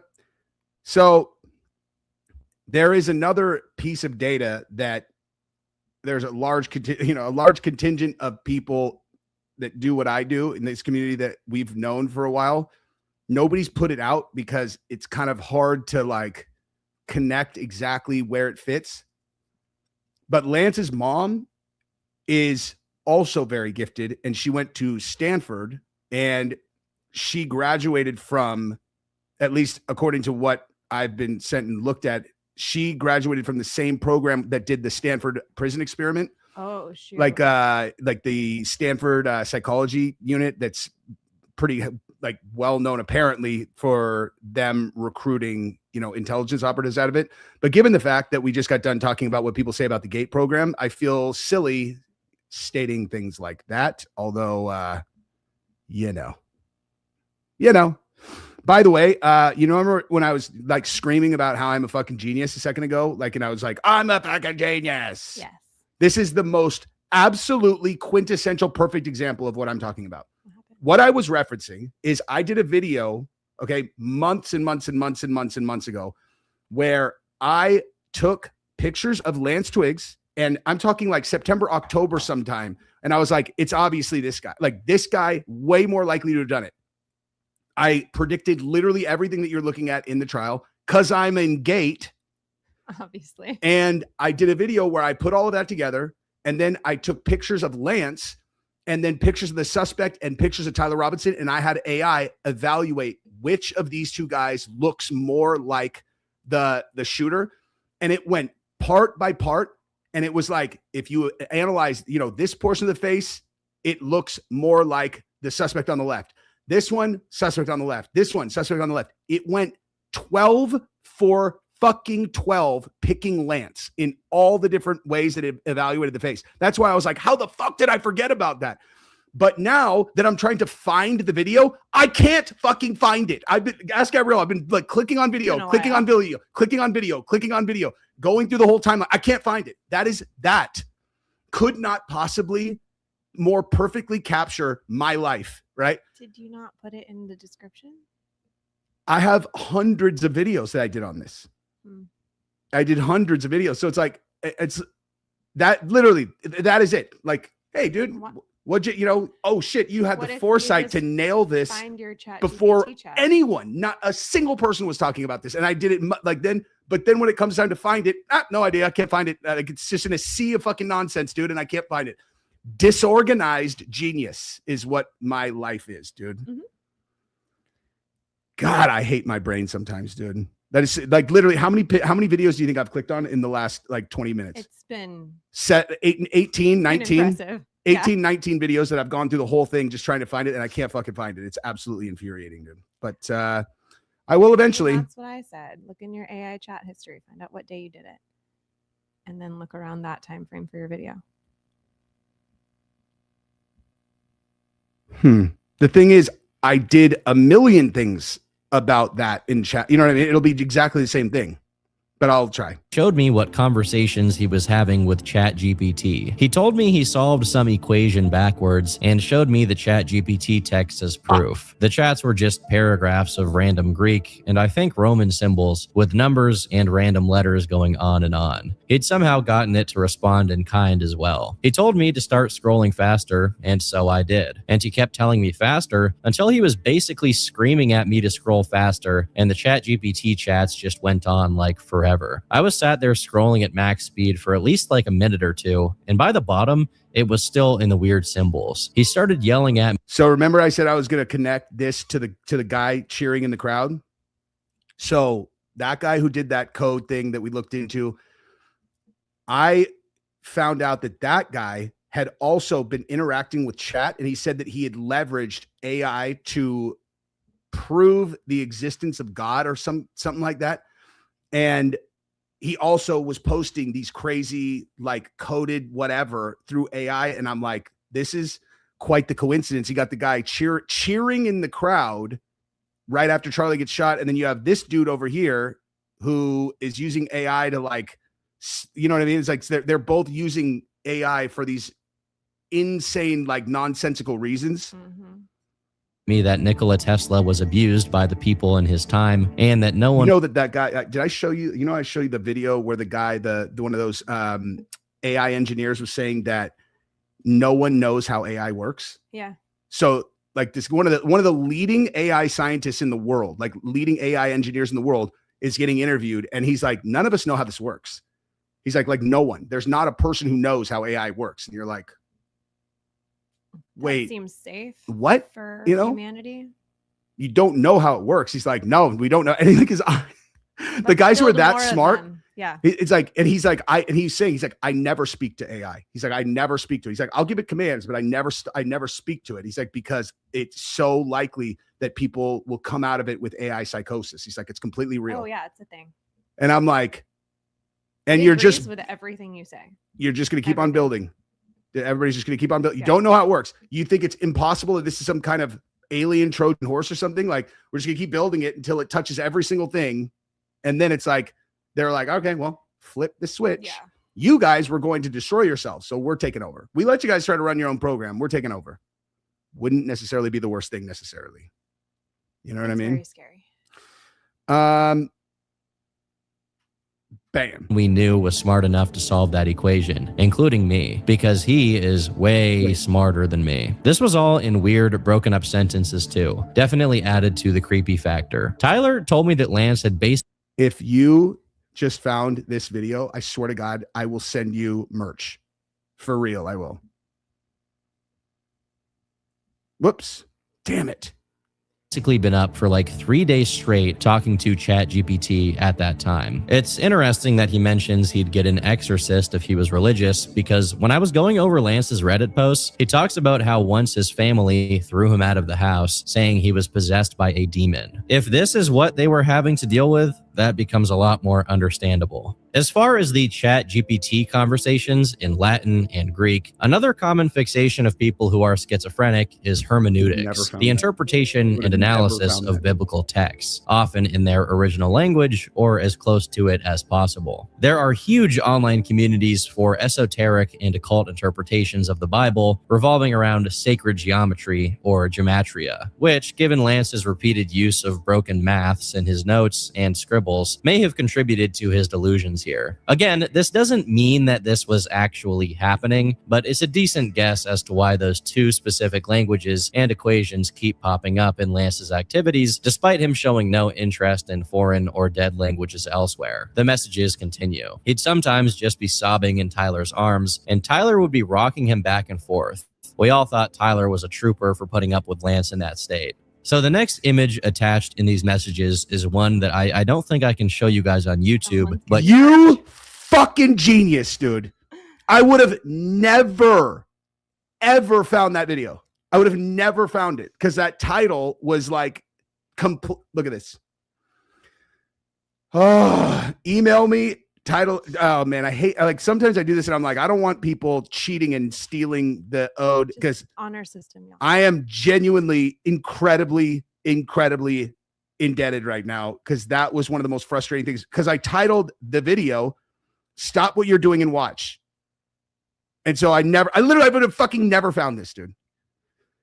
Whoever what that was, email me. I love you forever. I can't even explain to you how happy I am that you found this and I can stop looking. Okay, so now we're going to switch gears here real quick. This is from... I feel like I contributed to that. You definitely did, somehow. It's teamwork. I saw the comment. You never would have seen the comment. No, that's true. Yeah. Gabrielle gets some merch too. Thanks. Really excited about it. Yeah, you got a nice special present tonight, dude. Okay, so check this out. This is from November 4th. Subscribe to my channel if you haven't yet and like this video. And now you can do that too. Jeez. And go follow me and Gabrielle's channel. Link to that is in the description. Play with matches. Oh, let's bring the whole thing home. Okay. So what you're looking at here is a photograph of Lance Twiggs, the reportedly schizophrenic, radical, violent lunatic who is constantly trashing their apartment, attacking, like going completely botso. If you guys have not seen all of that, you should look at it. And on the right side, you have Tyler Robinson, who by all accounts was a virgin straight person who got turned out by the schizophrenic radical who he lived with. Okay.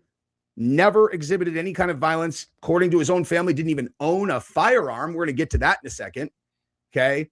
Didn't even own a firearm. We're going to get to that. And if you look at the two, it's very challenging for me to see how anyone would look at the suspect photo and go, yeah, I think that's the guy on the right. But listen, I am just a human being that can't just look and pick out specific features and then mathematically try to match them to the middle picture. However, maybe you guys have heard there are AI tools that now exist that can do that. So let's just take a look, right? So facial structure comparison summary. No. This document does not make any claims of identity. It only compares general facial structure and proportions between images for similarity analysis. Okay.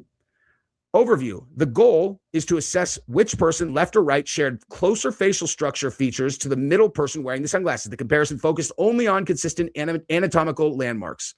So it chose 6 features to analyze. Keep in mind. Also perfect for my brain. There were 6. Hey, by the time it's fucking July, I'm like, there's 50. I said 12, dude. Lance Twiggs is on the left and Tyler Robinson is on the right. Face shape, Lance. Jawline curve, Lance. Chin point, Lance. Nose bridge width, Lance. Eye to brow distance, Lance. Face length versus width, Lance.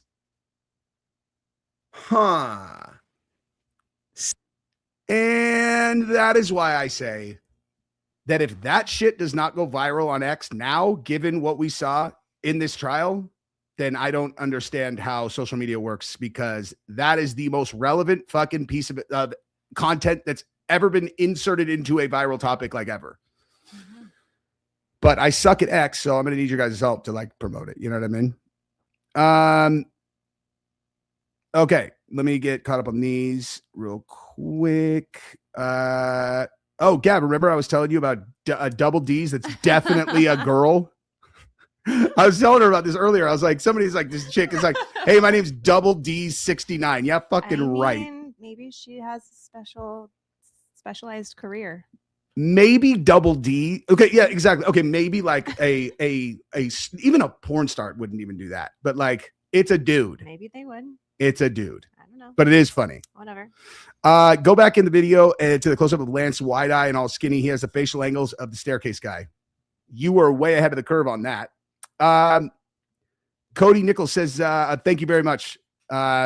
If you've ever tried building an AI, you might question the claim that we don't understand how it works. I have not. Ask an AI to help you build one, and you'll quickly see why many people find that hard to believe. Okay, well, like I don't know. So like I was just, like the guy who was being interviewed is one of these guys, like he's one of the top AI engineers. So like when he said he doesn't understand how it works, he might mean something.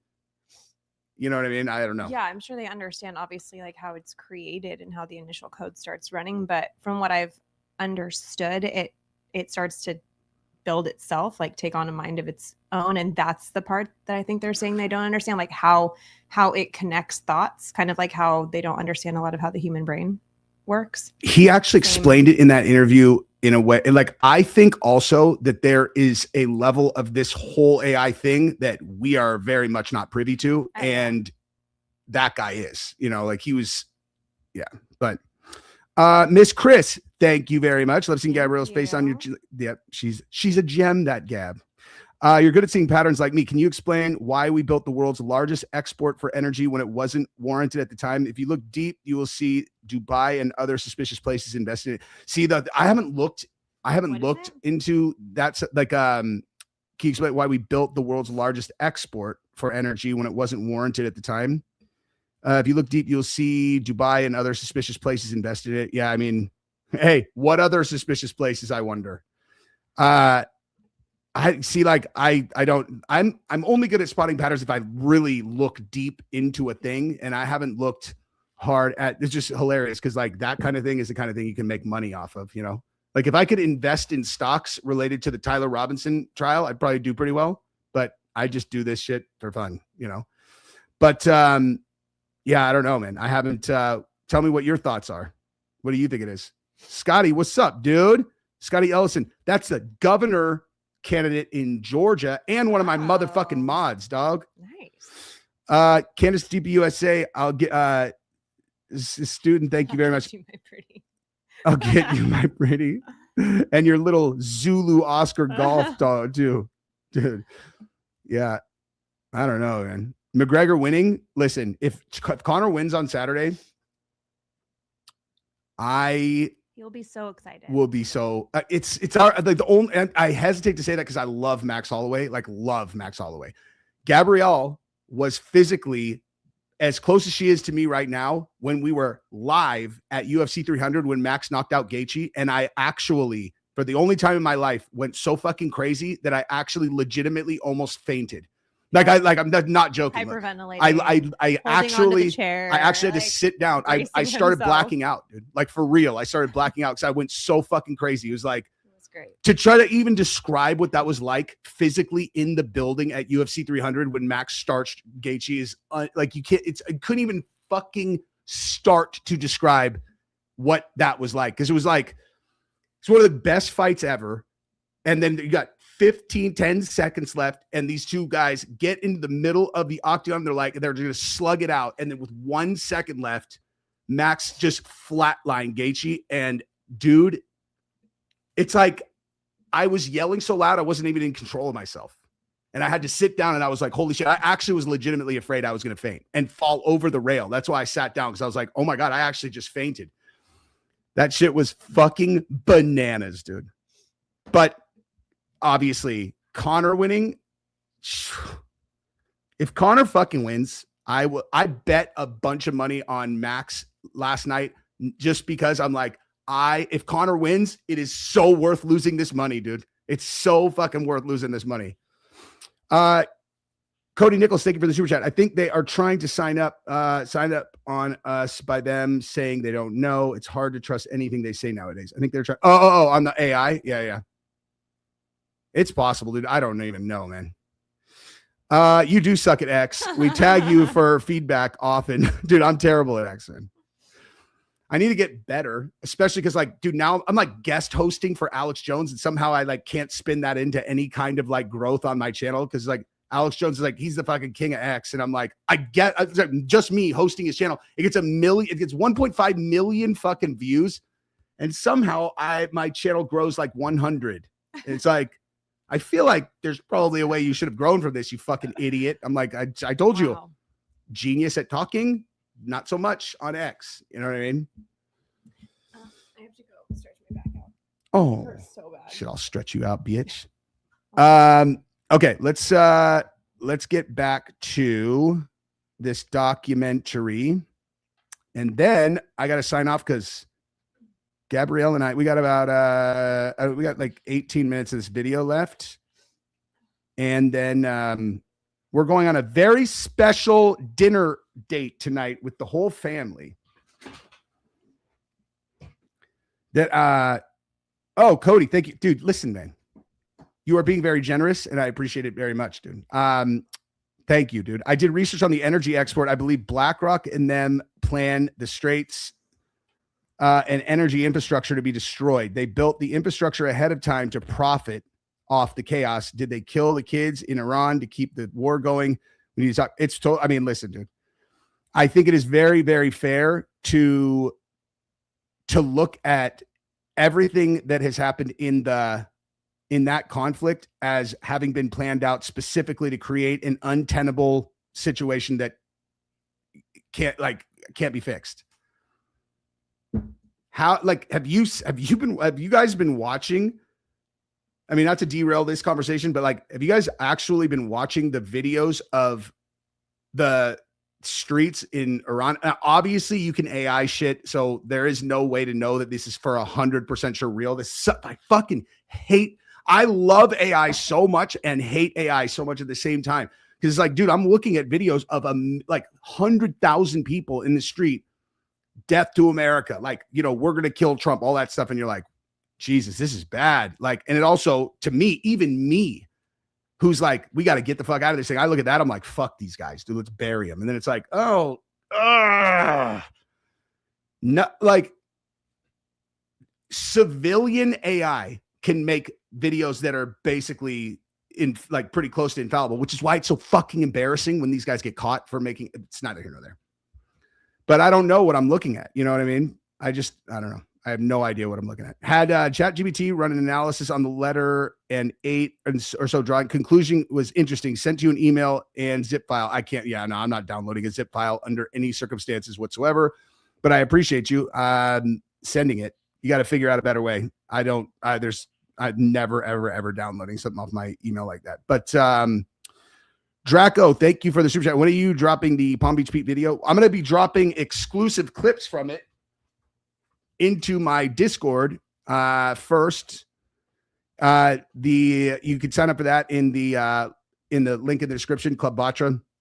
Like, I am not a person who is like super like I'm not like a guy who's like lives in any of these things. Like I'm not like one of these guys that's in front of the computer on Discord all day long. But what I do is when I do go on there, like I'll take a video of myself and I'll talk for like 5 minutes about Palm Beach Pete's and another one, whatever. So it's like, I'm in there. I mean, I'm in there, but like when I'm in there, I'm like engaged, making there's tons of videos of me just, you know, talking to the group. Also, this week, I like on Wednesdays, I do a stage where people can come up and talk to us.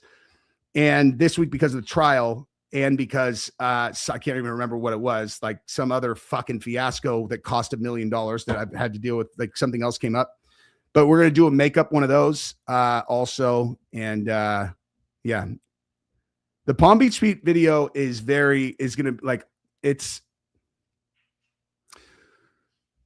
What's the right way to put this? I wasn't interviewing him because I had any interest in going like, you are him, because people have already done that. It's boring. I wanted to talk to him. And I thought maybe, given the framing of like, oh, it's Palm Beach Pete, that he might talk. Like he might like talk. He's not going to talk.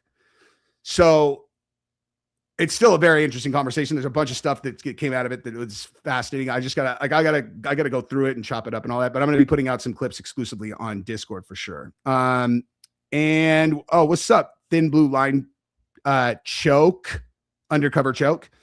It would be crazy, but Connor is not going to win. Too much time off, too many drugs, alcohol, max by TKO in the third. Yeah, I mean, dude, the odds of Connor coming back and winning this fight with Max in his prime, super active, is like impossible. I can't see it, dude. I can't see it, dude. I wish, but Max is gonna beat his ass. The comp between LT writing and the comp shot is the comparison between Lance Twiggs writing and the confession shot. Yeah. Oh yeah, dude. I think it's pretty, you know what I mean? Looks to me like he did it all, or it's made to look like he did it all because I'm right. And this is a stage show. Cody Nichols, thank you for the super chat. I know Graham Allen, and after I saw him get captured, I started watching everything. 12 years service to running for a political seat to working in the White House. I know Graham, he's suspect. Let me see. Fuck, man. This is what I'm saying. I don't even know. I don't know about this story at all. But if you want to email me stuff to look at, I'll take a look for sure. As long as I don't have to download it out of the fucking zip file. Me and Graham are from the same town and we served together. Dude, send me what you got. Oh my God. That's hilarious.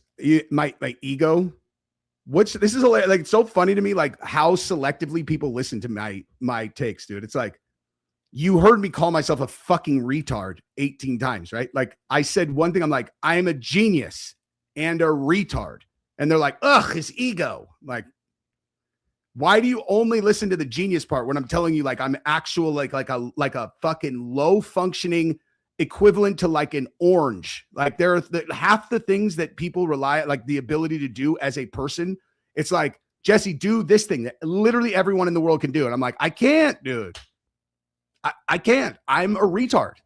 I'm retarded. I'm a fucking moron. Okay. They're like, well, why don't you predict this thing over here? It's like, oh yeah, I got that, dude.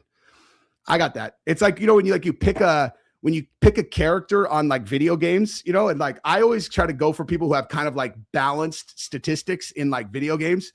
I'm the one who's like, oh, like this car he's fucking absolutely dead full on his dead sprint and on, handling.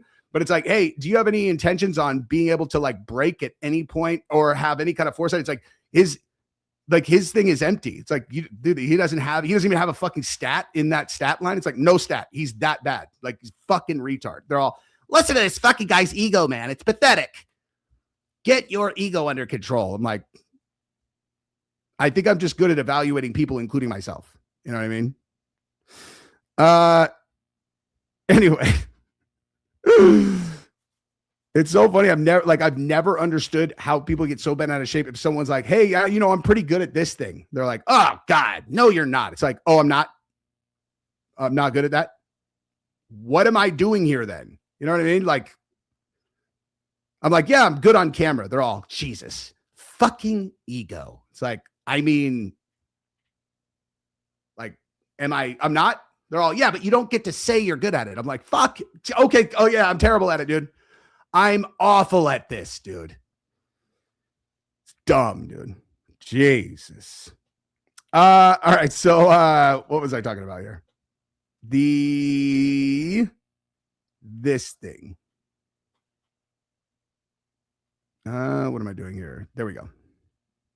But you will be able to check it for yourself in the description. But it's a used condom on the sink of the bathroom in the common area. We know this photo was taken. All right, hang on. Let me just say this. That's exactly how it always goes. Is because people will come on once and they're like, listen to him compliment himself. They're like, fuck this guy, dude. But then they like just people just completely misunderstand my personality completely. Like in a short dose, they're like, fuck, man, this guy doesn't give a shit about anyone except himself. And he's talking about whatever. Then they hang around. They're like, oh, he's like joking about literally everything. It's like, yeah, dude. Correct. That's right. I love my friends. I love my family. I don't like, that's why when people talk shit in my thing, they're all, you're fucking garbage. Like people, like the ego people, if people are like, hey, you're short and your ears are stupid, it's like, fuck you. I just laugh, dude. I think it's all hilarious. But again, people who are not the types of people who I would like hang out with in real life, they watch and they like don't understand, like they don't understand our like culture. You know, most of you probably would be like in my friend group that like we would hang out in real life. So you're like, you know, you think I'm funny. And crybabies think I have an ego, you know? Ask Gabrielle. I used to have an ego. Then I became unemployed in 2017 for a fucking year. Unemployed and bankrupt, okay? Do you want to know what happens when you're unemployed and bankrupt when you have a wife that doesn't work and 3 kids? You fucking do not have an ego by the end of that, and it never comes back. Joe Pistone. There's no way that that's real Joseph Pistone, right? What's up, bro? I agree. I don't think Connor will win. I'd love to see it. I bet on him anyway. Dude, see, that's what I'm saying. I didn't want to bet on him because I don't need another reason to be disappointed if he loses. Do you know what I'm saying? In their apartment because the counter, sink, toilet, and other details matched this photo of their sink taken from a Zillow listing. The same applies to another photo of the table in their living room, which once again matches the Zillow listing, as we can see that the window with the white blinds is in the same location. As nasty as this is to even take into consideration, it is worth noting that it is completely empty, which leads me to think that even if Tyler was still engaging with Lance in this way, it was more out of pity or a sense of duty than anything else. The anonymous peer says, crazily enough, while Lance was like that, Tyler was still hitting it. When I told Lance I would be leaving the general area, it was crazy. He snapped back to reality for a second and just thanked me for all. Hang on. If this is real Joseph Pistone, you should for sure come on my show. For sure. 100%. Please come on. This is true. I am an open book. I have no secrets. It's funny. I think I'm like assume people are in my devices, you know, like I assume everybody can see anything in my devices. It was just hilarious because it's like, you know, if they are and they're watching, they're probably like, I bet he wouldn't want people to know he did this. I'd be like, no, actually, I don't care at all. Oh, you don't care? You don't care? You don't care? You looked at, you know, cybernetic AI sex dolls, huh? You don't care? Nope, don't care. Not at all. 0%. I just told you that I did. I did look at that. What's up, dude? Tough to blackmail someone who doesn't care about nothing. All the good times we had hanging out throughout the years. After that, I think Lance had been brought back just a little bit, and he even let Tyler take him out of the house to start seeing a psychologist. It almost made me feel bad because, not gonna lie, I was starting to become really apathetic and not really care about what happened. Like, it was just so much energy to try and deal with Lance. Tyler was a real trooper for dealing with him. Lance even calmed down enough for us to hold like 3 more magic nights. We all thought Lance would be okay because he had Tyler, who was basically his handler at this point, to take care of him. Eventually, my friend who lived across the street from their apartment let me know that Lance had gotten into an argument with his grandpa, who owned the apartment, and his grandpa had taken his car away. This I'm not sure about, but I suspect it put him into another one of these spirals. I imagine Lance was just alone with Tyler in the apartment, just driving Tyler crazy. I'd be hard-pressed to stay sane while living alone with Lance while he's like that. I joined a couple Discord calls with Tyler and Lance would say one thing and then be silent, and Tyler would just talk normally. Tyler even joined a call 2 weeks before the assassination and acted completely. Hey, hands-on research. I just want to see what they're like, for God's sake. You know? I mean, come on. You're not curious what the future of the world is going to be like? I'm just kidding. Normal. All of this is really interesting to me because while we did have an inkling that neither Tyler nor Lance were in their right mind by the time the attack took place. Whoa. Who the fuck is Luke? Who's Luke Beasley? Hold on a second.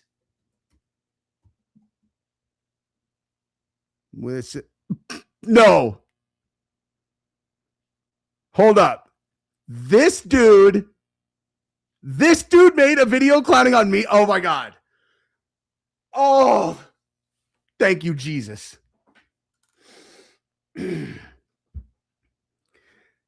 If there has ever been a person that I would want to lose a fight to more than this dude, I don't know who that is, except Kyle Kalinske.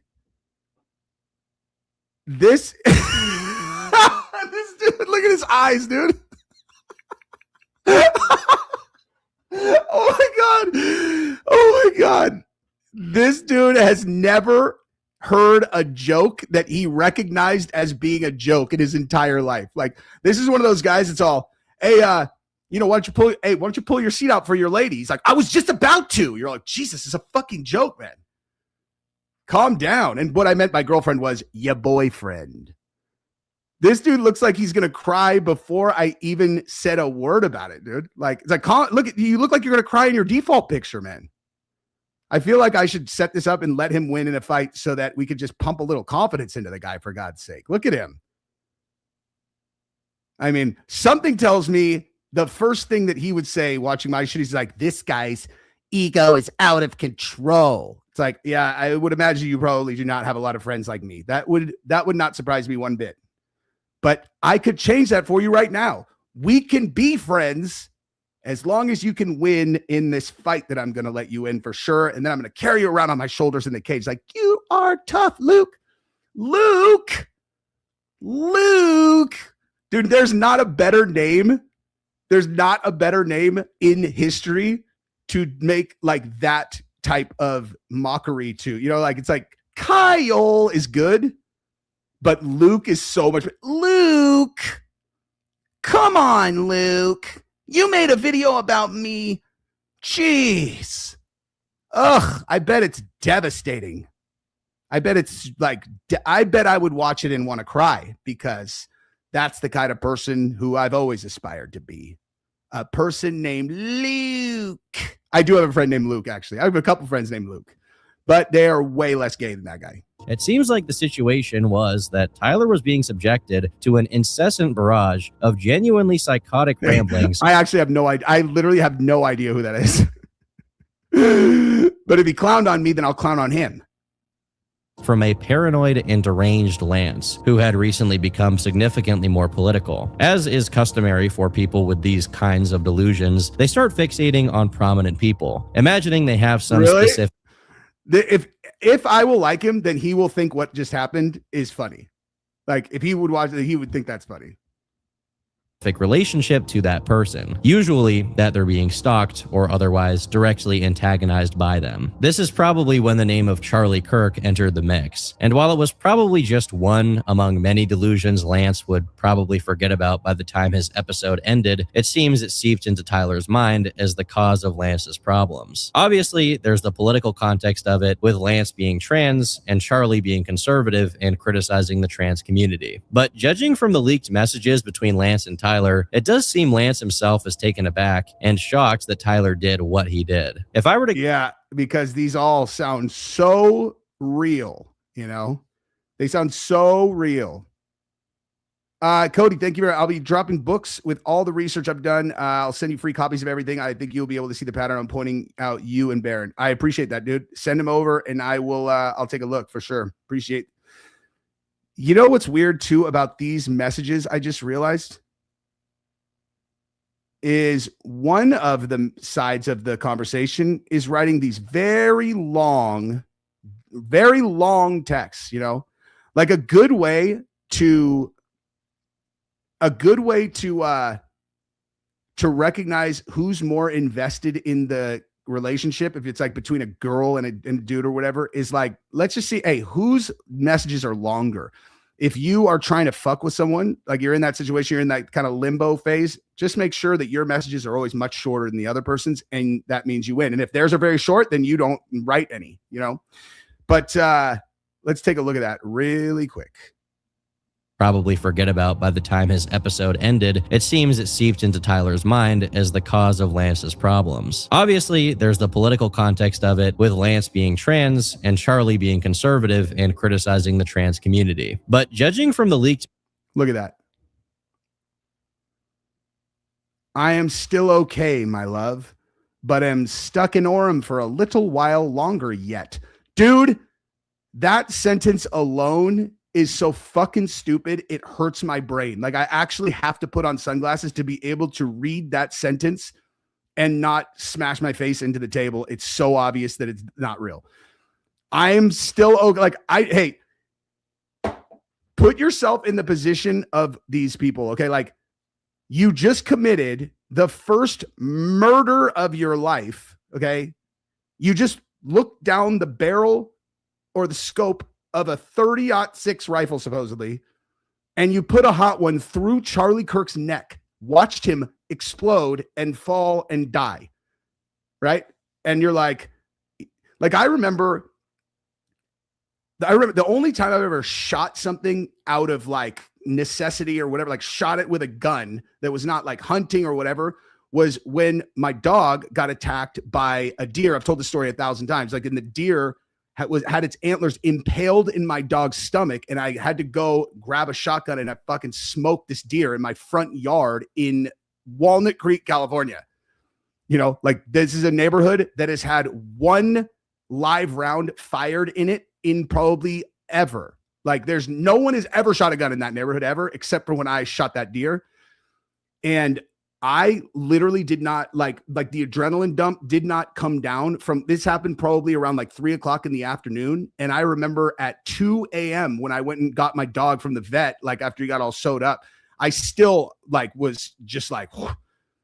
And this is coming from someone I'm familiar with what it's like to like spontaneously end up in like a fight or whatever. This was like that at a huge multiple. And that's like, it's a fucking deer, you know, like the idea that Tyler committed a fucking murder and he's just like,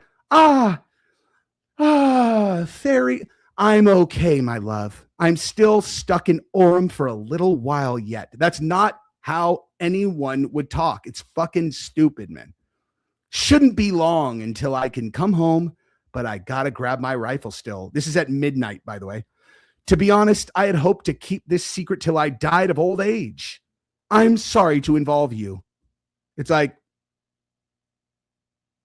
well, if you didn't want to involve him, why'd you write a note about it? Leave it under the, you know what I mean? Message and then the answer is, you weren't the one who did it, right?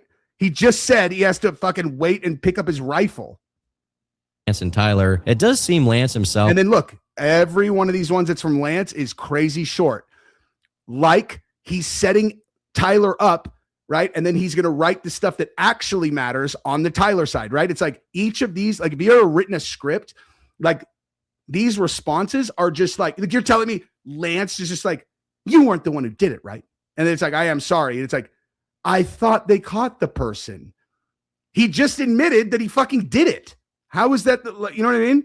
Was taken aback and shocked that Tyler did what he did. If I were to guess, Tyler took some of the things Lance must have said while in a state of delusion to heart, while Lance had already forgotten about them a while later. Their peer concludes his messages by saying, after talking to another friend apparently right after he did the shooting, he joined a bunch of Discord calls asking if anyone had seen the news while breathing heavily. And literally the next day, he was in call just chatting with people while playing his puzzle games. And also for the record, Tyler 100% calls Lance my love when they are talking alone. Hopefully this sheds some light on what it was like behind the scenes. Oh, and my hypothesis is that this entire leak right here is Fed setup.